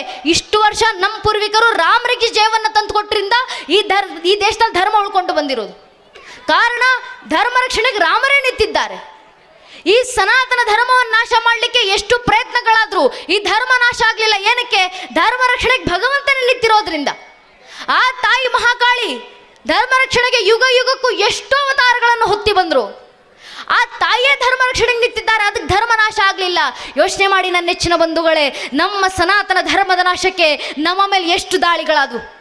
1,000ಕ್ಕೂ ಹೆಚ್ಚು ವರ್ಷಗಳ ಕಾಲ ನಮ್ಮ ಧರ್ಮದ ಮೇಲೆ ದಾಳಿ ಆಯಿತು. ಈ 1,000ಕ್ಕೂ ಹೆಚ್ಚು ವರ್ಷಗಳ ದಾಳಿ ಏನು ಮಹಾ ಅಂತ ನಾವು ಅಂದುಕೊಂಡ್ರೆ ಒಮ್ಮೆ ಇತಿಹಾಸದ ಪುಟಗಳನ್ನು ತಿರುವು ಹಾಕಿ ನೋಡಿದಾಗ ನಮ್ಗೆ ಅರ್ಥ ಆಗುತ್ತೆ. ಇದೇ ಜಗತ್ತಿನಲ್ಲಿ ಒಂದು ಜನಾಂಗ ಇತ್ತು, ಈಜಿಪ್ಷಿಯನ್ ಜನಾಂಗ. ಎಲ್ಲೋಯ್ತು ಈಜಿಪ್ಷಿಯನ್ ಜನಾಂಗ? ಕೇವಲ 21 ವರ್ಷಗಳ ಕಾಲ ಒಂದೇ ಒಂದು ಪರಕೀಯ ಜನಾಂಗದ ದಾಳಿಗೆ ಇಡೀ ಈಜಿಪ್ಷಿಯನ್ ಜನಾಂಗ ಮಣ್ಣಾಗಿ ಹೋಯಿತು. ಟರ್ಕಿ ಕೇವಲ 14 ವರ್ಷದಲ್ಲಿ ಒಂದೇ ಒಂದು ದಾಳಿಗೆ ಟರ್ಕಿ ರಾಷ್ಟ್ರದಲ್ಲಿದ್ದಂಥ ಮೂಲ ಜನಾಂಗ ನಶಿಸಿ ಹೋಯಿತು. ಇರಾನ್ ಕೇವಲ 10 ವರ್ಷಗಳಲ್ಲಿ ಒಂದೇ ಒಂದು ಜನಾಂಗದ ದಾಳಿಗೆ ಇಡೀ ಇರಾನ್ ರಾಷ್ಟ್ರದಲ್ಲಿದ್ದಂಥ ಮೂಲ ಜನಾಂಗ ನಶಿಸಿ ಹೋಯಿತು. ಯುರೋಪ್ ಕೇವಲ 48-49 ವರ್ಷಗಳಲ್ಲಿ ಒಂದೇ ಒಂದು ಜನಾಂಗದ ದಾಳಿಗೆ ಇಡೀ ಯುರೋಪ್ ಖಂಡದಲ್ಲಿದ್ದಂಥ ಮೂಲ ಜನಾಂಗ ಮಣ್ಣಾಗಿ ಹೋಯಿತು. ಆದರೆ ನಮ್ಮ ಸನಾತನ ಧರ್ಮದ ಮೇಲೆ 40-50 ಅಲ್ಲ 1,000ಕ್ಕೂ ಹೆಚ್ಚು ವರ್ಷಗಳ ಕಾಲ ನಿರಂತರ ದಾಳಿ ಆಯ್ತಲ್ಲ. ಮತ್ತೆ ಈ 1,000ಕ್ಕೂ ಹೆಚ್ಚು ವರ್ಷಗಳ ಕಾಲ ನಮ್ಮ ಮೇಲೆ ದಾಳಿ ಮಾಡಿದವರು 1-2 ಜನಾಂಗದವರಲ್ಲ, ಎಷ್ಟು ಜನಾಂಗಗಳ ದಾಳಿ ಮಾಡುದು. ಮೊಘಲರು ಬಂದರು, ತುರ್ಕರು ಬಂದರು, ಅರಬ್ಬರು ಬಂದರು, ಅಫ್ಘನರು ಬಂದರು, ಪೋರ್ಚುಗೀಸರು ಬಂದರು, ಡಚ್ಚರು ಬಂದರು, ಫ್ರೆಂಚರು ಬಂದರು, ಇಂಗ್ಲೀಷರು ಬಂದರು, ಶಕರು ಬಂದರು, ಹೂಣರು ಬಂದರು. ಇವರೆಲ್ಲರೂ ಬಂದು ನಮ್ಮ ಮೇಲೆ ದಾಳಿ ಮಾಡಿದ ನಂತರವೂ ಇವತ್ತಿಗೂ ಹಿಂದೂ ಸಮಾಜವಾಗಿ ಜೀವಂತವಾಗಿದೆ. ಹಿಂದೂಗಳಾಗಿ ಬದುಕಿದ್ದೀವಲ್ಲ ನಮ್ಮ ಪೂರ್ವಿಕರ ಕ್ಷತ್ರ ತೇಜಸ್ಸು. ಅರೆ ಎಷ್ಟು ಜನಾಂಗಗಳು ಬಂದೋದು ಜಗತ್ತಿನಲ್ಲಿ. ಪ್ರಾಚೀನ ಅಂತ ಕರೆಸ್ಕೊಂಡಂಥ 35 ಜನಾಂಗಗಳು ಎಲ್ಲೋದು? ಪ್ರಾಚೀನ ಜನಾಂಗ ಎಲ್ಲೋಯ್ತು? ಬ್ಯಾಬಿಲೋನಿಯನ್ ಜನಾಂಗ ಎಲ್ಲೋಯ್ತು? ಮೆಸೊಪೊಟೇಮಿಯನ್ ಜನಾಂಗ ಎಲ್ಲೋಯ್ತು? ಜಗತ್ತಿನ ಮುಂದೆ ಪಿರಮಿಡ್ಗಳನ್ನು ಕಟ್ಟಿ ಮೆರೆದಂಥ ಈಜಿಪ್ಷಿಯನ್ ಜನಾಂಗ ಎಲ್ಲೋಯ್ತು? ಜಗತ್ತನ್ನು ಆಳಲಿಕ್ಕೆ ಬಂದಂಥ ಗ್ರೀಕ್ ಜನಾಂಗ ಎಲ್ಲೋಯ್ತು? ಜಗತ್ತಿಗೆ ಭಾಷಾಶಾಸ್ತ್ರವನ್ನು ಪರಿಚಯಿಸಿಕೊಟ್ಟಂಥ ಪರ್ಷಿಯನ್ ಜನಾಂಗ. ಜನಾಂಗಕ್ಕೆ ಜನಾಂಗವೇ ಅಳಿಸಿ ಹೋಗಿದೆ. ನಮ್ಮ ಕಣ್ಣು ಮುಂದೆ ಕಣ್ಣು ತೆರೆದಂಥ 100 ಮತಪಂಥಗಳು ಕಣ್ಮರೆ ಆದವು. ಯೋಚನೆ ಮಾಡಿ ನನ್ನ ನೆಚ್ಚಿನ ಬಂಧುಗಳೇ, 40-50 ವರ್ಷದ ದಾಳಿಗೆ ಜನಾಂಗವೇ ಅಳಿಸಿ ಹೋಗಿದ್ದಾವೆ.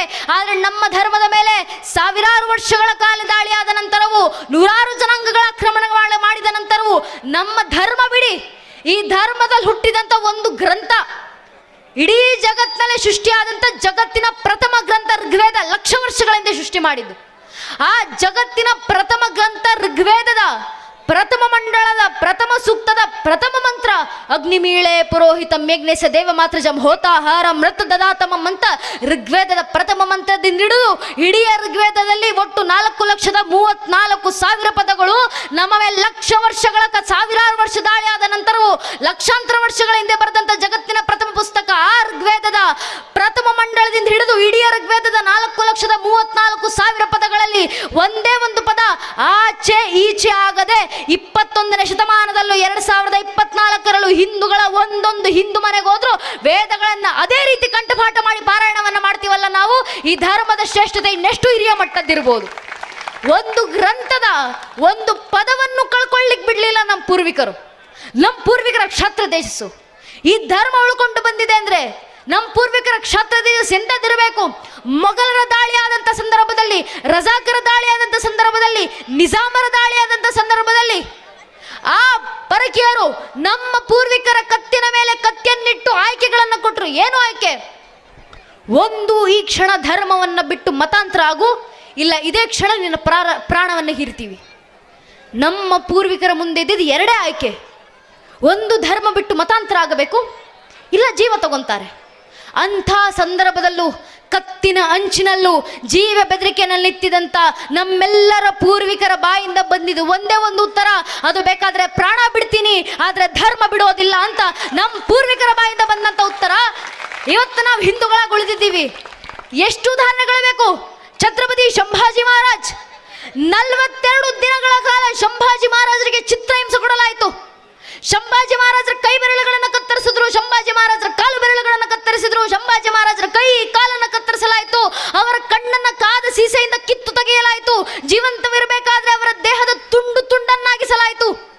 ಅಷ್ಟೆಲ್ಲ ಆದ ನಂತರವೂ 42ನೇ ದಿನದ ಅಂತಿಮ ಉಸಿರನ್ನು ಬಿಡುವವರೆಗೂ ಸಂಭಾಜಿ ಮಹಾರಾಜರ ಜೀವನದಲ್ಲಿದ್ದುದು ಒಂದೇ ಒಂದು ಪ್ರೇರಣೆ, ಪ್ರಾಣ ಬಿಡ್ತೀನಿ ಆದರೆ ಧರ್ಮವನ್ನು ಕೊನೆ ಉಸಿರೋವರೆಗೂ ಉಳಿಸ್ಕೊಳ್ತೀನಿ. ಸಂಭಾಜಿ ಮಹಾರಾಜರಿದ್ದಂಥ ಪ್ರೇರಣೆ ಆ 42 ದಿನಗಳ ಚಿತ್ರಹಿಂಸೆಯನ್ನು ಸಹಿಸಿದ್ರು, ಆದರೆ ಧರ್ಮ ಬಿಡಲಿಲ್ಲ. ಕೊನೆಯ ಸಂದರ್ಭದಲ್ಲಿ ಅವರ ಬಾಯಿಂದ ಬಂದಂಥ ಮಾತ್ಯಾವುದು? ತಾಯಿ ತುಳಜಾ ಭವಾನಿಗೆ ಜೈಕಾರವನ್ನು ಹಾಕ್ತಾ ಕೊನೆ ಉಸಿರನ್ನ ಸಂಭಾಜಿ ಮಹಾರಾಜರು ಬಿಟ್ರಲ್ಲ, ಅವರಲ್ಲಿದ್ದಂಥ ಧರ್ಮ ಪ್ರೇರಣೆ. ಯಾಕೆ? ಸಂಭಾಜಿ ಮಹಾರಾಜರಿಗೆ ಗೊತ್ತಿತ್ತು, ಸ್ವಧರ್ಮೇನಿದೆ ಶ್ರೇಯ ಪರಧರ್ಮೇ ಭಯಾವಹ. ನನ್ನ ಧರ್ಮದಲ್ಲಿ ಸಾಯೋದು ಉಚಿತ, ಪರಧರ್ಮಕ್ಕೆ ಮತಾಂತರ ಆಗಿ ಬದುಕೋದಕ್ಕಿಂತ ನನ್ನ ಧರ್ಮದಲ್ಲಿ ಸಾಯೋದು ಉಚಿತ ಅಂತ ನಂಬಿದಂಥ ಸಂಭಾಜಿ ಮಹಾರಾಜರ ಆ ಧರ್ಮ ಪ್ರೇಮ, ಅವರ ಕ್ಷಾತ್ರ ತೇಜಸ್ಸು ಇವತ್ತು ನಾವು ಹಿಂದೂಗಳಾಗಿ ಉಳಿದಿದ್ದೀವಿ. ನಾವು ಇವತ್ತಿಗೂ ನಾವು ಹಿಂದೂ ಅಂತ ಹೇಳ್ಕೊಂಡು ತಿರುಗಾಡ್ತಾ ಇದ್ದೀವಿ ಅಂದರೆ ನಮ್ಗೆ ಅರ್ಥ ಆಗಬೇಕು, ಸಾಮಾನ್ಯ ಅಲ್ಲ ಆ ವಿಚಾರ. ನಾವು ತಾಯಿ ದುರ್ಗೆನ ಪ್ರತಿಷ್ಠಾಪನೆ ಮಾಡಿ 9 ದಿನಗಳ ಕಾಲ ಅತ್ಯಂತ ಭವ್ಯವಾಗಿ ತಾಯಿಯನ್ನು ಆರಾಧಿಸ್ತೀವಿ, ಸಾಮಾನ್ಯ ವಿಚಾರ ಅಲ್ಲ. ಹೆಗಲ ಮೇಲೆ ಕೇಸರಿ ಶಲ್ಯ ಹಾಕೊಂಡು ತಿರುಗಾಡ್ತೀವಿ, ತಲೆಯ ಮೇಲೆ ಪೇಟಗಳನ್ನು ಕಟ್ಕೊಂಡು ತಿರುಗಾಡ್ತೀವಿ, ಭಗವದ್ಗೀತೆ ಉಪದೇಶವನ್ನು ಮಾಡ್ತೀವಿ, ಮನೆಗಳಲ್ಲಿ ಮಂತ್ರಗಳನ್ನು ಹೇಳ್ತೀವಿ, ಶ್ಲೋಕಗಳನ್ನು ಹೇಳ್ತೀವಿ, ವಚನಗಳನ್ನು ಹೇಳ್ತೀವಿ. ಆ ವಚನವನ್ನು ಹೇಳೋ ಸಾಮಾನ್ಯ ಅನ್ಕೊಂಡಿದ್ದೀವ? ಆ ವಚನಗಳ ಉಳಿವಿಗೆ ನಮ್ಮ ಪೂರ್ವಿಕರು ಎಷ್ಟು ಶ್ರಮವನ್ನು ಪಟ್ಟಿದ್ರು. ಇಡೀ ಕಲ್ಯಾಣಕ್ಕೆ ಬೆಂಕಿ ಬಿತ್ತು. ಕಲ್ಯಾಣಕ್ಕೆ ಬೆಂಕಿ ಬೀಳೋಕೆ ಮುಂಚೆ ಅಲ್ಲಮ್ಮ ಪ್ರಭುಗಳು ಕಲ್ಯಾಣದಲ್ಲಿ ನಿಂತು ಭವಿಷ್ಯವಾಣಿಯನ್ನು ನುಡಿದಿದ್ರು. ಅಲ್ಲಮ್ಮ ಪ್ರಭು ಭವಿಷ್ಯವಾಣಿ ನುಡಿದು ಹೇಳ್ತಾರೆ, ಕೆಟ್ಟು ಹಾಳಾಗುವುದು ಕಲ್ಯಾಣ, ತೋರ್ಪಡಿಕೆ ದೊಂಬರಾಟ ಅತಿಯಾಗುವುದು, ಹೇಳುವವರು ನಿಜವಾದ ಗುರುವಾಗಲೆಂದು ಹೇಳರು, ಕೇಳುವವರು ಗುರುವಾಗಲೆಂದು ಕೇಳರು, ಆಚಾರ ವಿಚಾರ ಪ್ರಚಾರ ಇವೆಲ್ಲವೂ ನಿಜವಾಗದೆ ಬರೀ ನಟನೆಯಾಗಿ, ಸಮೃದ್ಧಿಯಾಗದೆ ವಿಪರೀತವಾಗಿ, ಶಿವ ಸಂತಾನವಾಗದೆ ಶನಿ ಪೀಳಿಗೆಯಾಗಿ ತೊಡೆ ತುಂಬುತ್ತದೆ. ಎದೆ ಹತ್ತಿ ಕೊರಳ ಬಿತ್ತಿ ಶಿವಾಚಾರದ ಪ್ರೇಮ ಮೇರೆ ಮೀರಿ ಬಿಜ್ಜಳನ ಪ್ರಾಣಕ್ಕೆರವಾಗುತ್ತದೆ. ಅನ್ಯತ ಆಚರಿಸುವವರು ಭ್ರಷ್ಟರಾಗುವರು, ವಿಚಾರ ವಿಮರ್ಶೆಗಳು ಗಡಿಪಾರಾಗುವವು, ಅವಿಚಾರ ಕರ್ಮಠತೆಗೆ ಗೋಪುರ ಕಟ್ಟುವರು, ಮೇಲು ಕೀಳೆಂಬುದು ಅತಿ ಹೆಚ್ಚಾಗಿ ಮೇಲಿನವರು ಕೆಳಗಿನವರನ್ನು ತಮ್ಮ ಕಾಲು ತುಳಿತಕ್ಕೆ ತೊಟ್ಟು ಮಾಡಿಕೊಂಡು, ಅಧಿಕಾರಕ್ಕೆ ಗದ್ದುಗೆ ಮಾಡಿಕೊಂಡು, ಐಶ್ವರ್ಯಕ್ಕೆ ಕಮ್ಮಟ ಮಾಡಿಕೊಂಡು, ಕಾಮಭೋಗಕ್ಕೆ ಅಂತಃಪುರ ಮಾಡಿಕೊಂಡು, ಗುರುಗಳ ಎಂಜಿಲೆ ವೇದ ಬಿಂದುವೆಂದು, ರಾಜನ ತಲೆಯ ವಜ್ರ ವೈಡೂರ್ಯವೆಂದು, ಜನರ ಬುದ್ಧಿ ಬರೀ ಮಣ್ಣೆಂದು, ಸರ್ವನಾಶವಾಗುವುದು ಗುಹೇಶ್ವರ ಅಂತ ಅಲ್ಲಮ್ಮ ಪ್ರಭುಗಳು ಭವಿಷ್ಯವಾಣಿಯನ್ನು ನುಡಿದು ಕಲ್ಯಾಣವನ್ನು ಬಿಟ್ಟು ಹೊರಟರು. ಮುಂದೆ ಅಲ್ಲಮ್ಮ ಪ್ರಭುಗಳು ಭವಿಷ್ಯವಾಣಿ ನುಡಿದಂತೆ ಕಲ್ಯಾಣಕ್ಕೆ ಬೆಂಕಿ ಬಿತ್ತು. ಆದರೆ ಇಡೀ ಕಲ್ಯಾಣಕ್ಕೆ ಬೆಂಕಿ ಬಿದ್ದಾಗ ಅಲ್ಲಿದ್ದಂಥ ಯಾರೊಬ್ಬ ಶರಣರು ಕೂಡ ಮನೆಯಲ್ಲಿಟ್ಟಿದ್ದಂಥ ಚಿನ್ನ ವಜ್ರ ವೈಡೂರ್ಯ ಸಂಪತ್ತನ್ನು ರಕ್ಷಣೆ ಮಾಡ್ಕೊಂಡು ತರೋಣ ಯಾರೂ ಹೋಗಲಿಲ್ಲ.